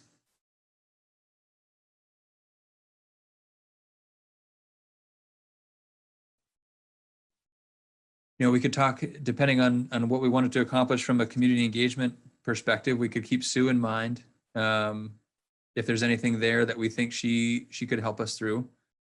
And we might be able to talk more, Krista, as the chair of the community engagement subcommittee, about what you might envision or what that committee might envision using our time for on a retreat date. And then we can see if that's something that makes sense to loop Sue into. And we can even talk with Sue about whatever that might be. So we could bring in Sue McCormick, Sue that Don just mentioned, I forgot that name already, and possibly Sue from the VSBA. We could have a day of Sues covering a range of topics for us. And we'd remember all of their names, which is wonderful. I think Sarah's right. If we could mimic what the start of the school year will look like, including, food and distancing and all that, I think that would be, we got to practice what you're going to do, right? Or sort of thing. So, and to lay that out, because hopefully by then we would know more about that, what that's going to look like. We could also possibly bring in someone from NESDEC if that felt applicable for the facilities conversation, depending on what level of work they've completed by then. And I can work with Kevin and the facilities group around what that might look like and what might make sense there. So that's starting to feel like, if I partner with Kevin around how can we allocate some time around the facilities piece and what resources we bring in to support that, maybe that makes some sense. Partner with Krista around the community engagement component. And there's going to be opportunities for the three of us to be talking about this together between now and then. And we can try to make sure that an agenda flows well, given the relationship between the two. And then maybe Sue for policy governance. That starts to feel like things are coming into place and we can bring in resources to support that work. Is that all sounding okay to folks? Sarah? Yeah, and that sounds great. I'm wondering if, like, just to plant a little seed, if we could somehow have some of the conversation around community engagement, both reflection of where we've been and also looking forward to where we're going, and how what we've learned, specifically just talking about core values and how we're applying that, or how they currently are applied to our ends policies. And I know that that's like probably a really huge conversation, but yeah, just an idea. No, I think that's a good idea. And I think that's applicable to Katrina's comment about what's the data we're looking for. I think the fact that we have those core values can help inform the data that we look to to embed in the ends policy. So I think weaving core values with the ends language and the ends interpretation and the data we have available and the feedback from last year's ends monitoring report, that's starting to give some shape to what the ends monitoring report could look like and what some conversations at our retreat could be.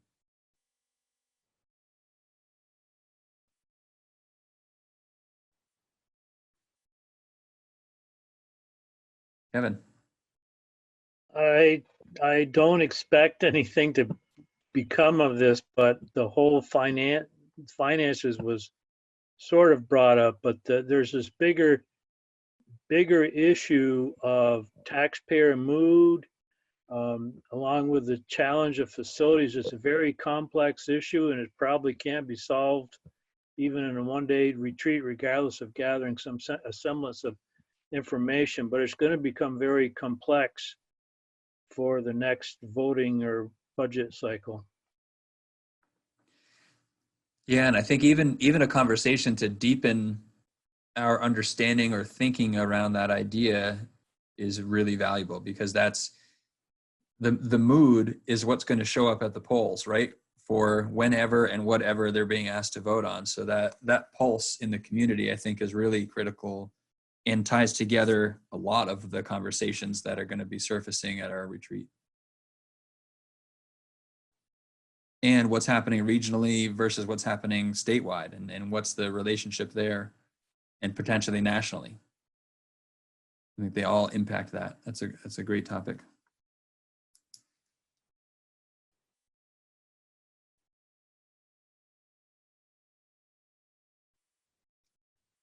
Generally, the taxpayer mood is we don't want to pay any more taxes. I think we can work from that.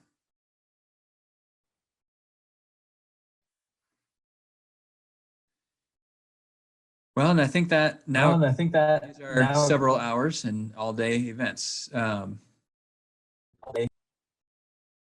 Do we want to come back to, Annie, you mentioned a concern about the date. Do we want to revisit that, or let something surface in a doodle poll? Maybe we can include a Saturday date in the doodle poll in that same window of time and see if that's what more people prefer.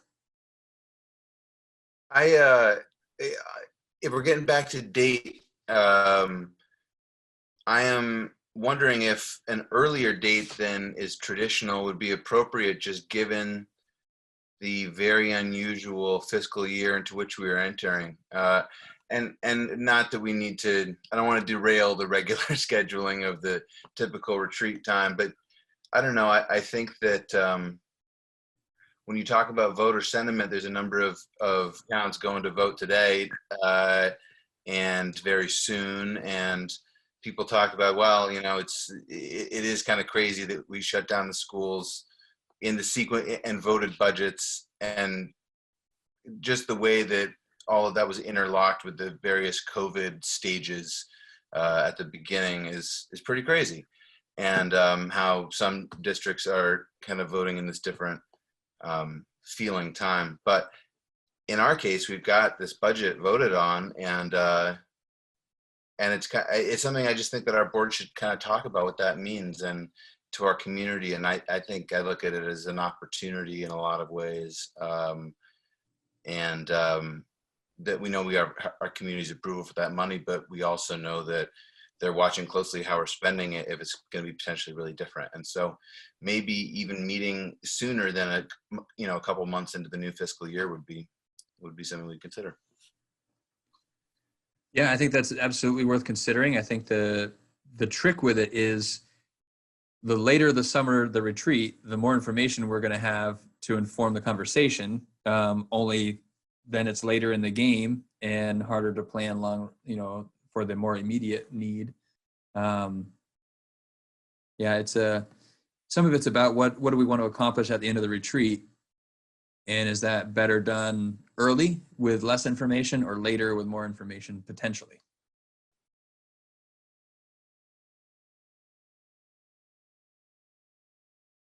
I think we should just put the dates out through the doodle poll and just see what surfaces amongst everybody, and because we have a few more things to get through tonight, and there's a great outline for the topics, and we can just work on the date online. Do you want me to put out an early to middle July series of dates as well, in light of what Caleb just offered, or stick with the middle of August range? Setting up the doodle polls easy, so that's, if that feels okay, I can do a sort of, and Yeah, I don't think it hurts just to put July dates in and no one picks them. That's fine. then we'll see where we go. Okay.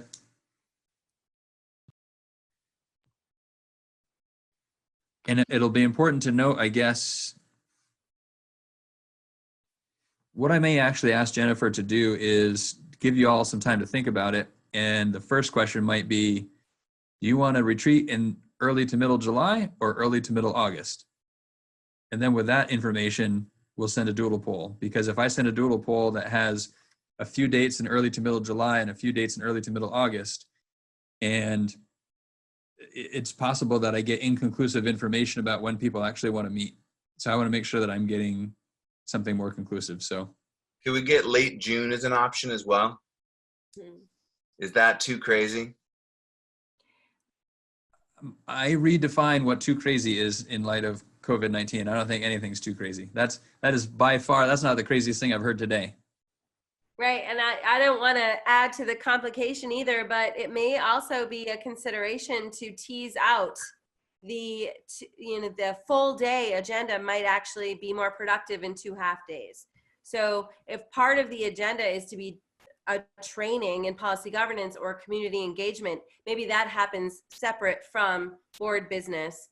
And we're actually looking at a July date and an August date, potentially, that are 2 half days versus an entirely huge 8-hour day. I'll be there no matter what, just saying, but putting it out there. I'd be all in favor of putting the board meeting on a different date. I think that's that really takes a little bit of the excitement out of what we accomplished earlier in the day usually. And having been on the negotiating committee for quite a long time now, I'm not really excited about a meeting in June. I could use a break, so.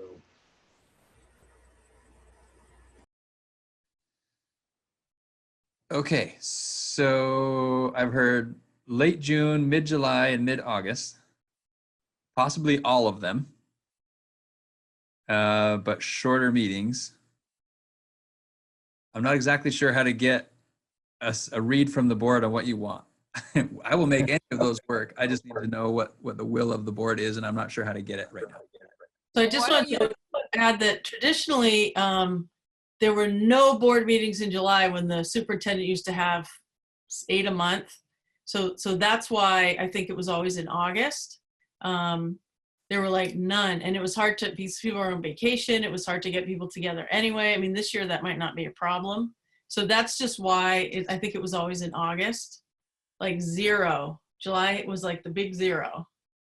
And people that was scatter in July, that is true. That was the agreement with the administrative team too. So if you want the administrative team to be present, the agreement, the gentleman's agreement way back when was you don't touch July.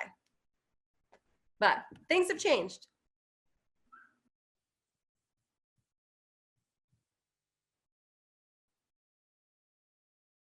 So how about this? Maybe we'll do some thumbs on some concepts, and that'll point me in a direction that'll be helpful.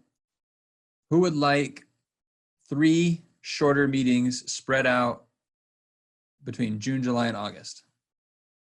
Thumbs up on that idea.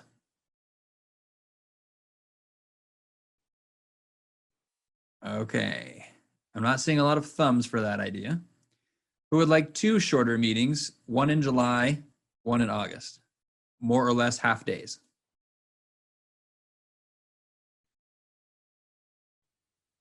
Okay. A little warmer on that one. Who would like 1 day, like we have done it historically, in middle of August? All right. Can I put a suggestion for 2 meetings in August? Okay, so far the 2 meeting idea I got the warmest reaction to, although nothing's burning me up yet, but that was the warmest reaction so far, was 2 meetings. So can I put in a suggestion for 2 meetings in August? So let's check these 2 ideas. 1 meeting in July, 1 meeting in August. And the other option will be 2 meetings in August. So let's check thumbs on 1 meeting in July, 1 meeting in August. I'm seeing 2 up and 4 sideways. How about 2 meetings in August? Ooh, a thumbs down, but a lot more thumbs up. Krista, could you live with it? You have a thumbs down right now, which would indicate that you can't live with it. Let's talk it through. I could live with it. I think I like the idea of spreading things out a little bit more. And then also, you didn't ask me this, but since I've unmuted, I'm going to just also say that in general, I think I like the idea. I feel like we are always really pressed and really go long with topics that, like a budget topic, needs a lot of time. So I do like the idea of maybe having to separating that out. If it ends up both being in August, it's not a deal breaker for me, but I am going to be away for one of the weeks in August. Okay, so maybe 2 in August, and we try to give some time in between, and then it's obviously the challenge of working around schedules when people are available or not. Okay. I was primarily just thinking, you know, do the retreat one day and then do a regular board meeting some other night. Okay.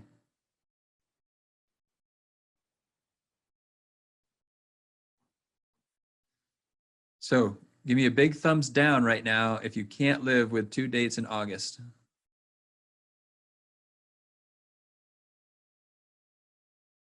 Okay, we'll work to find the dates now and strategize, as Krista said, about what goes in which one of those dates to try and, yeah, trying to shorten the day and then have the heavy topics all on the same day would be tricky.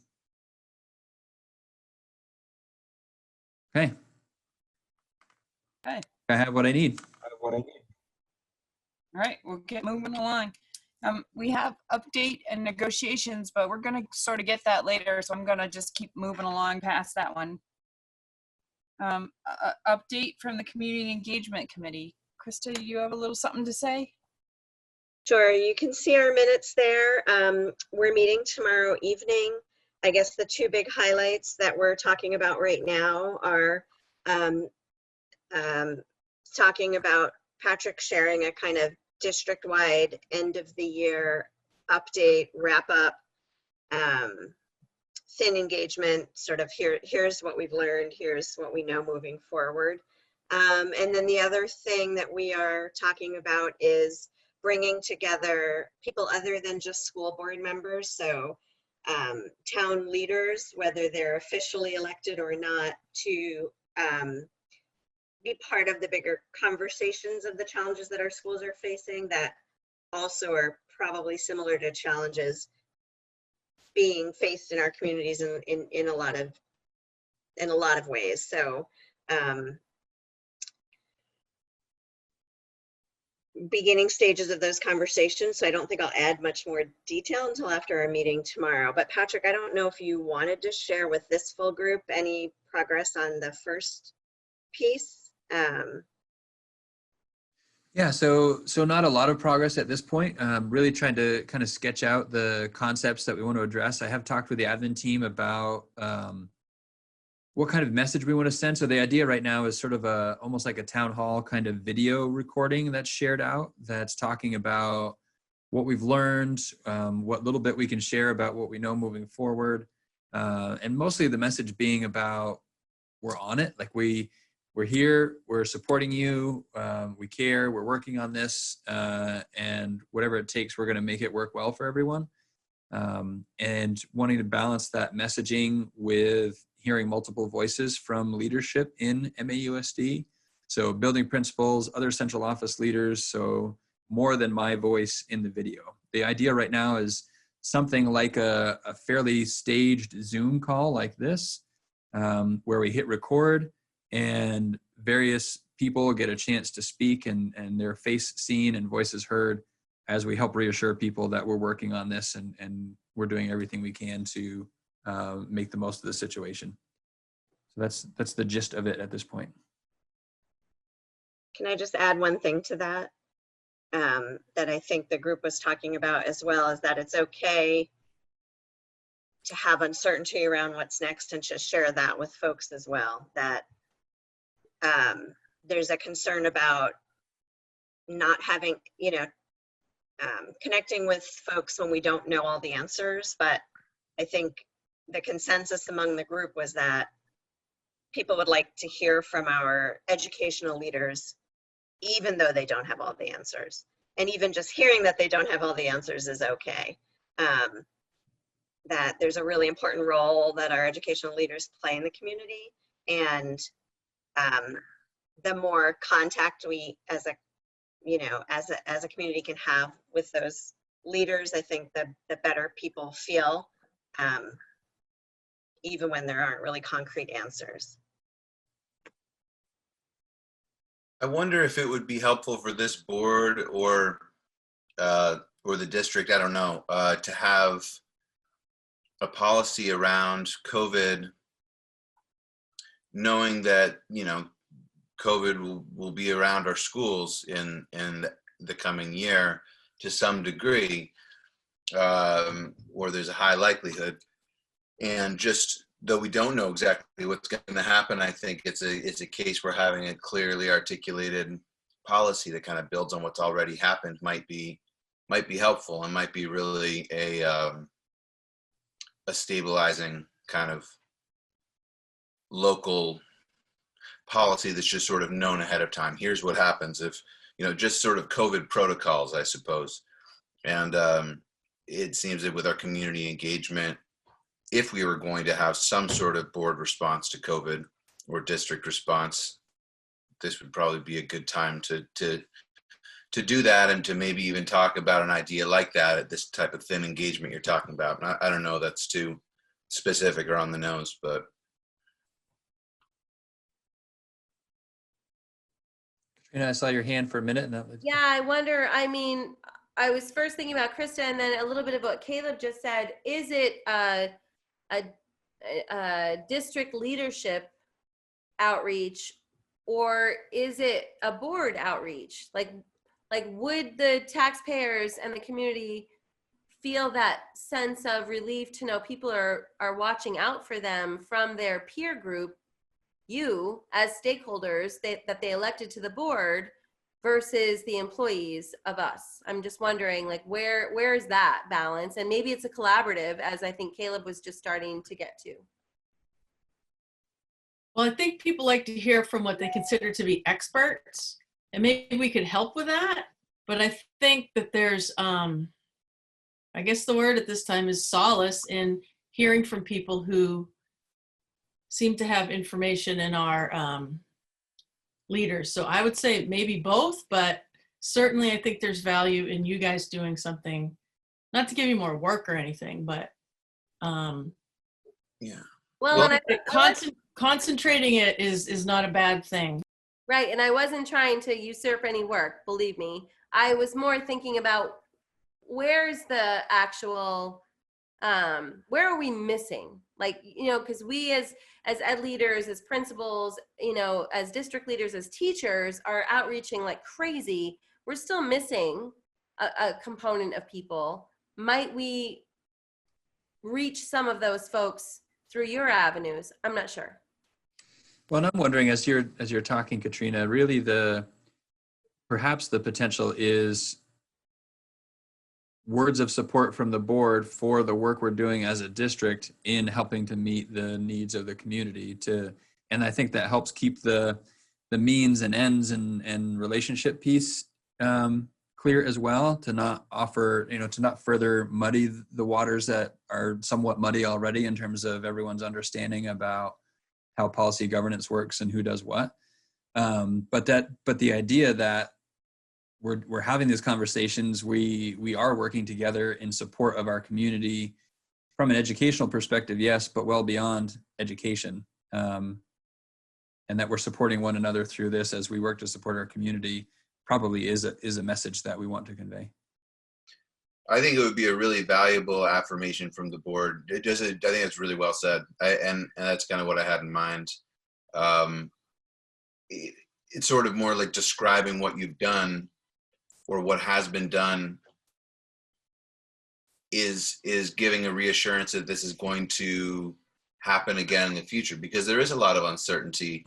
And I think the fact that our district is deploying our school budget in new and flexible and imaginative and necessary ways is something that people, anyway, I want to have the opportunity to sort of formalize support for that, for sure, going into this year. So I'm wondering, operationally then, if I sketch out not so much a script as much as a sort of conceptual frame of school leaders, inclusive of school board in its entirety, or a representation from school board, as well as building leaders and district leaders, and that we collectively as a leadership team send this message in a style like this. So it would be a recording of a bunch of faces on a screen like this, delivering that kind of message, hearing voices of board members, central office administrators and building administrators, and seeing as many faces up on that screen saying, we've got this. Does that feel like that's a good way to go?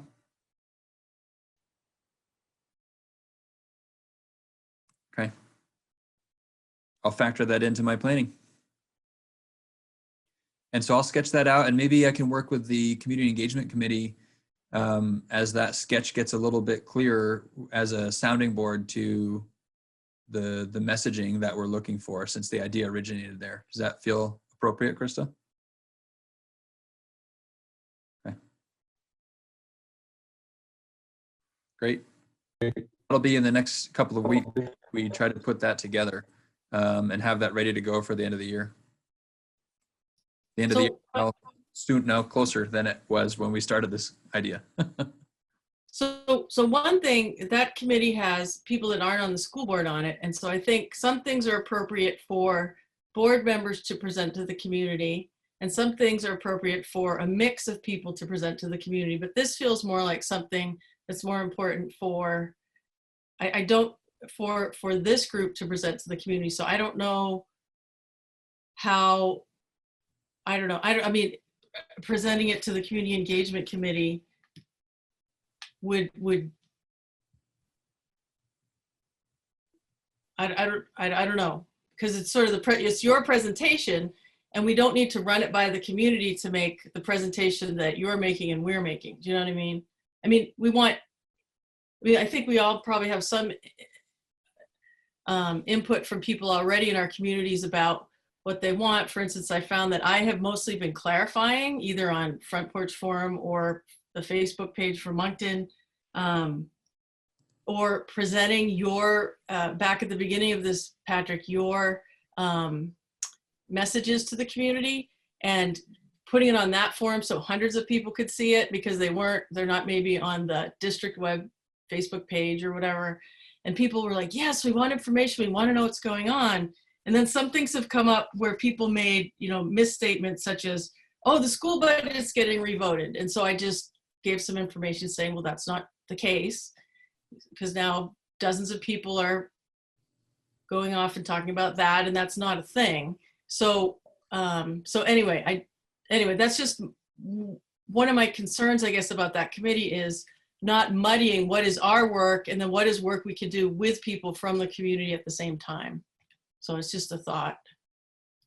I have to appreciate that comment, Kristen, because it is sometimes unclear, right? I mean, as a Moncton resident, this is me not talking as assistant superintendent. I always appreciate your clarifications, Dawn, here at Moncton, like that you are out there and you are showing those links. And I agree with you. It may be unclear to the folks who don't have kids in the system or who aren't, getting communications from the school to understand why now is this person sharing this information. So yeah, if I'm interpreting what you're saying, a tighter sort of communication group out of the board or the district office seems cleaner than adding more other community members, if that's what I'm hearing you say. I would agree with that. And for clarity, I wasn't suggesting that the Community Engagement Committee be on the recording. so much as the place where the concept of messaging originated, for them to hear what the plan is and see if that conveys the message was all I was thinking. That it would be exclusively board members and building leaders that would be, and central office leaders that would be on the actual recording. But that, does this message convey what the community engagement committee is saying the community wants to hear? Just as a sounding board. And I don't disagree, Kristen, with your point that the board could also provide that sounding board because of your connection to the community as well. The idea is, I just want someone to bounce my thinking off and saying, is this the message that we're trying to send? Did we get that message across and what the plan is? And I would just add that this is possible in our recording. I would just add that there aren't a lot of parents on that committee except for us. So bringing, parents into it and finding out what they want to hear.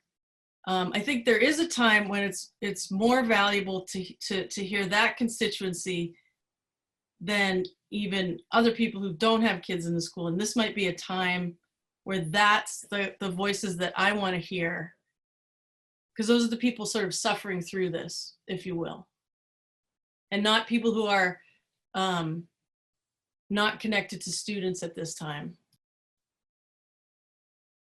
Just my opinion, but for what it's worth.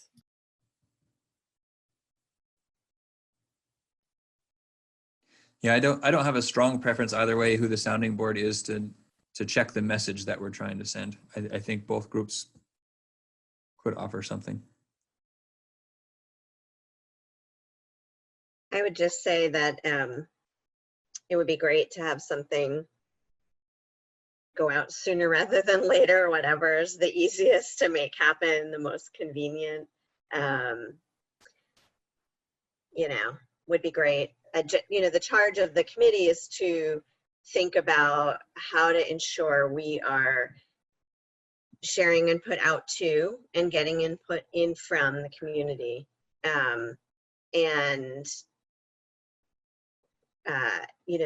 That doesn't mean that group is not in charge of the messaging. It's just more planning for or thinking of ideas that would help ensure those things happen.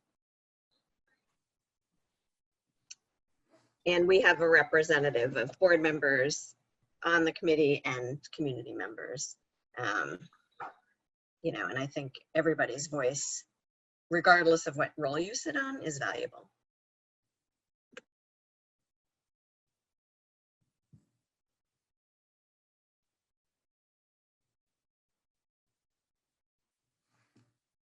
Okay, I think I have what I need to move that forward. Okay, keep moving along. Update from the Facilities Feasibility Study Subcommittee. Kevin, that's you.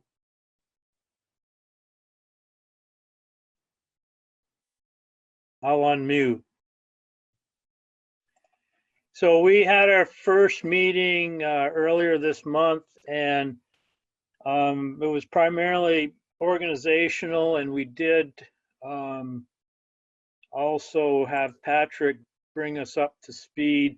We've got an interesting mix. We've got administration, we've got board members who have put in a lot of hours and a lot of thoughts to this, but we also got 2 community members that have had some level of activity, but not nearly the level of activity that the board and administrative members of it have. So we took the first meeting we had to kind of like go through some background information and kind of talk about the vision.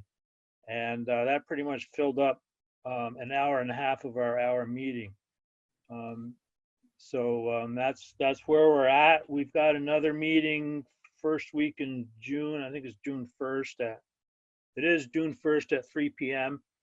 We're going to be talking a little bit about community values. Sue McCormick's matrix, if you will, or guide sheet. We'll be discussing that, trying to look at understanding some decision-making processes associated with that. And then Patrick is reaching out to the consultants to see when they could show up via Zoom, obviously, and do a little introduction so we could get a little discussion going with them as well. So that's what we're planning for this coming meeting.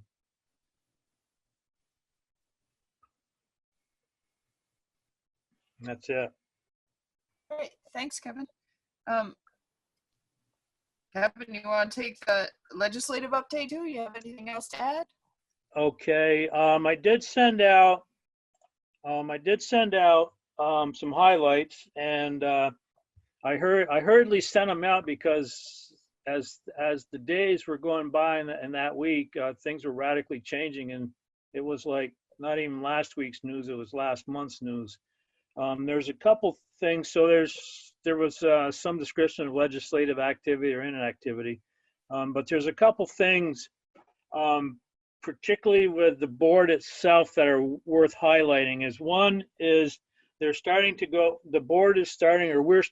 through a process of soliciting resolutions from the various board members, if you will. There's been an email sent out, and there'll be some further communications. So if we as a board are interested in influencing any sort of policy changes or not, we should be given that consideration. And I think the committee will be getting together in July, if I remember right, to start reviewing submissions to the resolutions. The other thing of note is there's been a communications committee formed, and there's two activities, I guess you could say, that they're sort of charged with. One is, and it doesn't affect the Addison region, but there's been a lot of realignment of regions throughout the state. So there's also accompanied realignment of reps to get things going and getting seats filled and sorted out and terms sorted out and all that sort of stuff. So there's been some interest in making sure that we know who is interested in re-upping for re-election and where the empty spots are and where the conflicts are. Also, there is, and VSBA is very sensitive to some comments and some actions of some members regarding Act 46. The VSBA did take a stand late in the game during the legislative process when they were deciding, I think it was last fall or whenever it was, trying to decide whether to allow districts to remain in court or if the legislature would, and they ultimately chose to say, no, it's time to go and move forward with the forced merges of the districts that didn't voluntarily merge. And that has caused a certain amount of sensitivity, I guess you could say, within the VSBA. There's a couple districts that have dropped out as members. And so this communications subcommittee is working on developing surveys, developing input from board members, and actually boards and period, boards whether members or not, to understand what is the perceived value of the VSBA and what people are using for services and what services, if possible, or there might be that they aren't providing or aren't utilizing that different boards, local boards, might be interested in using or would like to see developed. So those are the types of, those are two activities that are of significance, if you will, as far as board operations are concerned. I somehow ended up on the communications subcommittee, so, but anyway, so I think that's enough for the VSBA activity, unless anybody's got any questions from the highlights.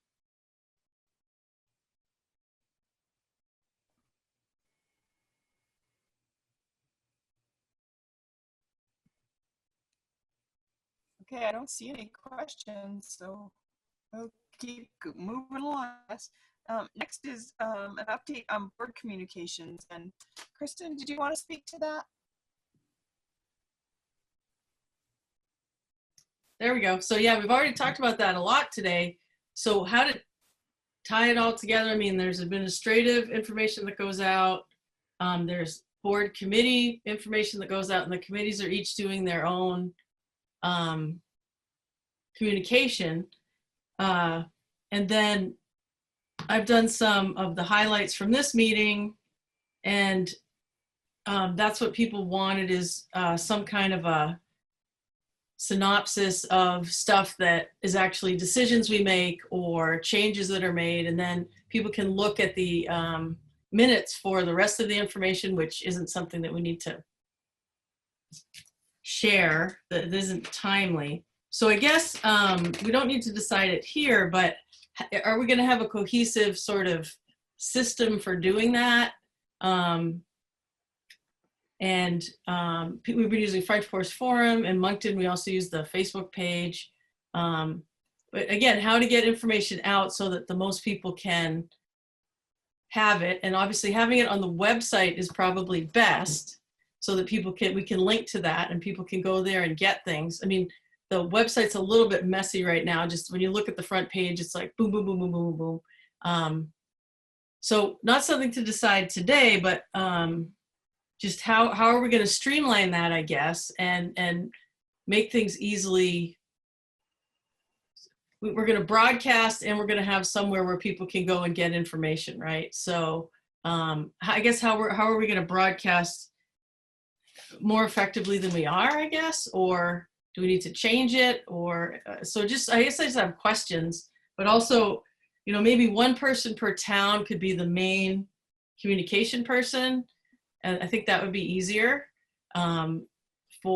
and I think it's not bad for us to do that, so that people, it's not just coming out from a blast from Patrick on Front Porch Forum, but there's a human touch to it. So those are just some ideas I've had that we don't have time now to talk about them, but maybe next month we could talk about that more. So I guess what I'll do is I'll put out an email if there's one person from each town that would be willing to do that, so that when something's created, they would be the people to disseminate it. Because there's lots of information in lots of different places and for lots of different audiences. So just thinking about that. Like for instance, who would post like the video that you're going to make, Patrick, or where would that go? And so that the most people possible could possibly see it, I guess. So anyway, just some thoughts. One point of clarification I can add on that, and this I think feeds into the idea of talking about it further at the next meeting. You might recall many moons ago me mentioning work happening on a new website. That work has been slowed, but it has continued. And we have confidence, a fair bit of confidence, not certainty, but confidence that prior to your next board meeting in June, that the new, at least MAUSD website will be up and running. And that new website is much more student-centric, which to me is the greatest highlight, but it also in that one place, in a very clear section of that website, has links to Facebook, Instagram, Twitter. It has feeds of pictures and news articles. And so it will be a much better go-to for everything than our current website is. And it will have to think about linking individuals' Front Porch Forum posts, for example, somehow to that website. I don't know quite how that would work. But Jennifer's been really leading the way in getting that work going and understands the ins and outs of the website probably as well as anybody in MAUSD right now, so she can help facilitate that. But our website will be much better at achieving what the desired end is for communication than it currently is. Yeah, Krista? That's great news about the website. And Kristen, thank you for taking the lead on sending things out and assigning people to do that. And, you know, I think maybe like we've played around with how to be more seamless about communication after we developed a communications plan, but it might be worth revisiting, like what worked, what didn't work, what, you know, so that, because I agree, it's scattershot right now. And in an ideal world, we'd have a paid PR and marketing person to do all of this for us, but we don't. But there's so much good info and we want to get it out. And so from the work of the, you know, the board communication, I think it's outlined in that plan, but we, you know, it probably is worth looking at again. And some of it is clarified in there, but maybe it doesn't make any sense based on what it's been like this past year. Anyway, it's a good topic. And worth knowing too, you know, part of, as Jennifer took over the role as administrative assistant to the superintendent, in addition to that job description that I included in there was to help with sort of that public relations aspect. So she can be a resource in helping to even link communications that board members are sending out to individual towns or posting to district locations, social media, et cetera, to help make that work. So we can continue to partner with her to think about how to make that as seamless as possible. Thank you. Yeah, I'll look at the communications plan again before next month, and then we can just bring it up again. Thank you. All right. Any other questions? Okay. So the next thing we're down to is an executive session, and I'm just checking. It looks like Bella did go. Okay. So we are going to need an executive session for two reasons. One is Title I BSA 5, Section 313A, an employee. And the other one is Title I BSA 5, 313A1B, labor relations agreements with employees. The first one, don't need to determine premature knowledge because it's the evaluation of an employee. But the second one, we do need to determine that talking about it in public session would put the district at an advantage. It's my thought that since the contracts, specifically the labor agreements with both the support staff and the professional staff, have not been ratified.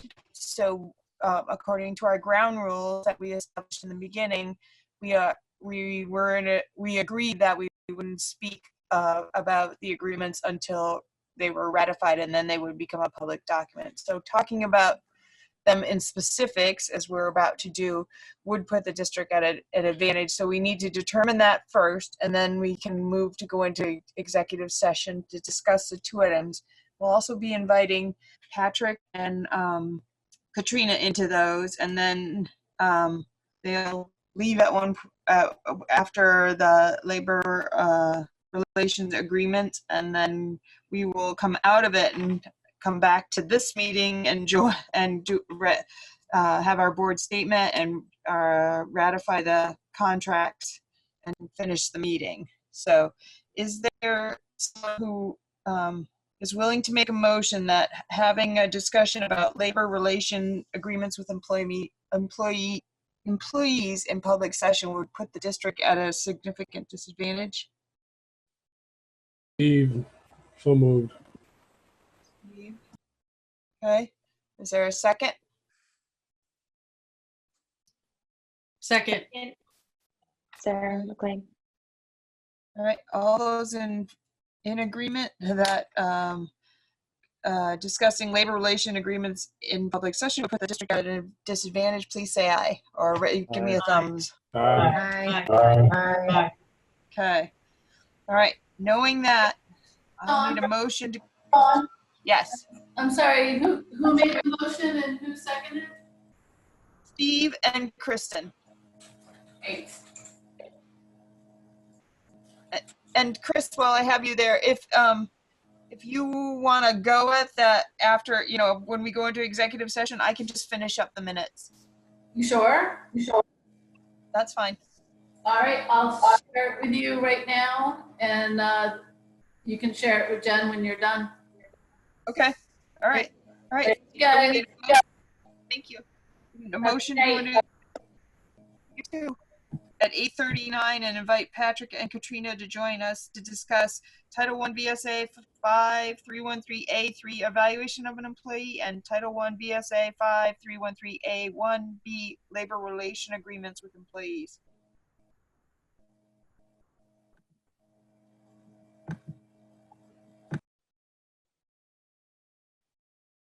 And then Floyd and Susan, you're all set?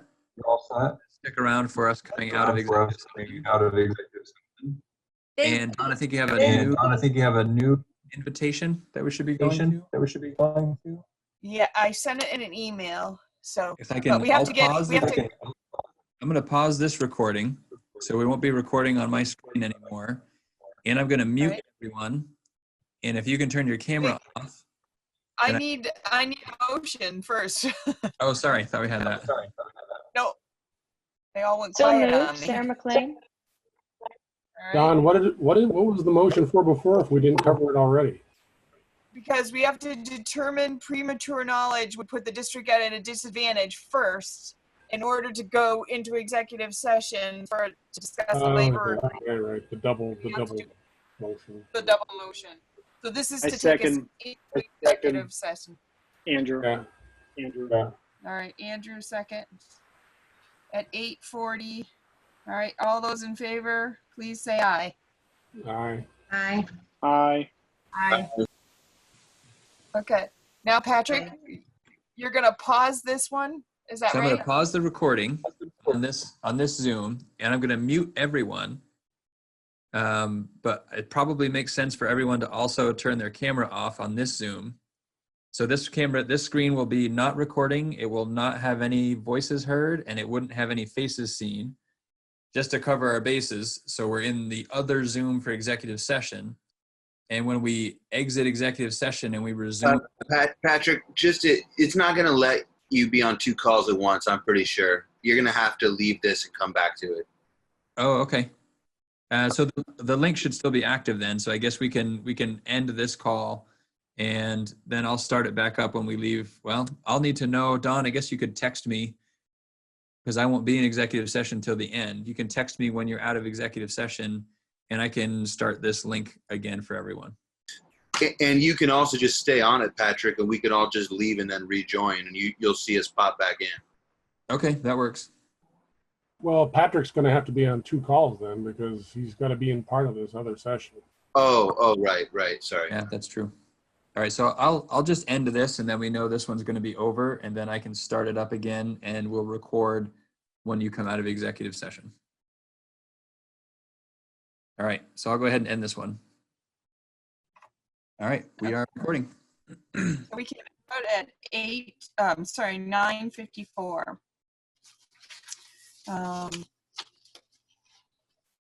Is everybody, okay, so the board really just wants to announce that we are in support of all the work that went down around to come to the agreements with the employees and the professional staff, and more details will be forthcoming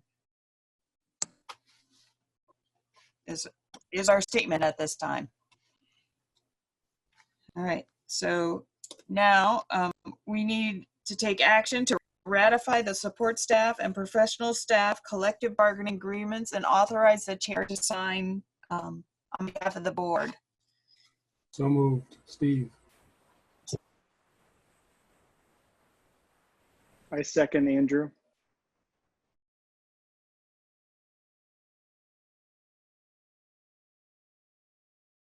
Any discussion?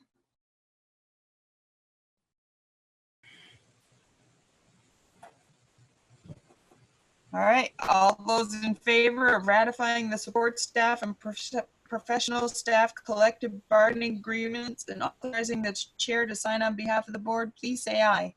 Aye.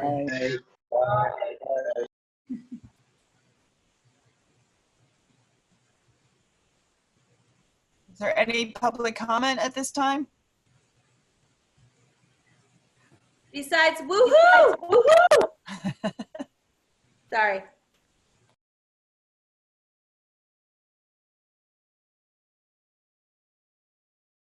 Can I make a motion to evaluation tonight? I think we can, given the late hour, we can definitely skip it tonight. All right. Is there a motion to adjourn? So moved, At Andrew. 9:58? So moved, Andrew. Andrew? Second, Is there a second? Sarah. All right. All those in favor of adjourning at 9:58, please say aye. Aye. Good night, Thank you. Thank you, Get in before 10 o'clock. All right. All right. Okay. Thanks, everybody.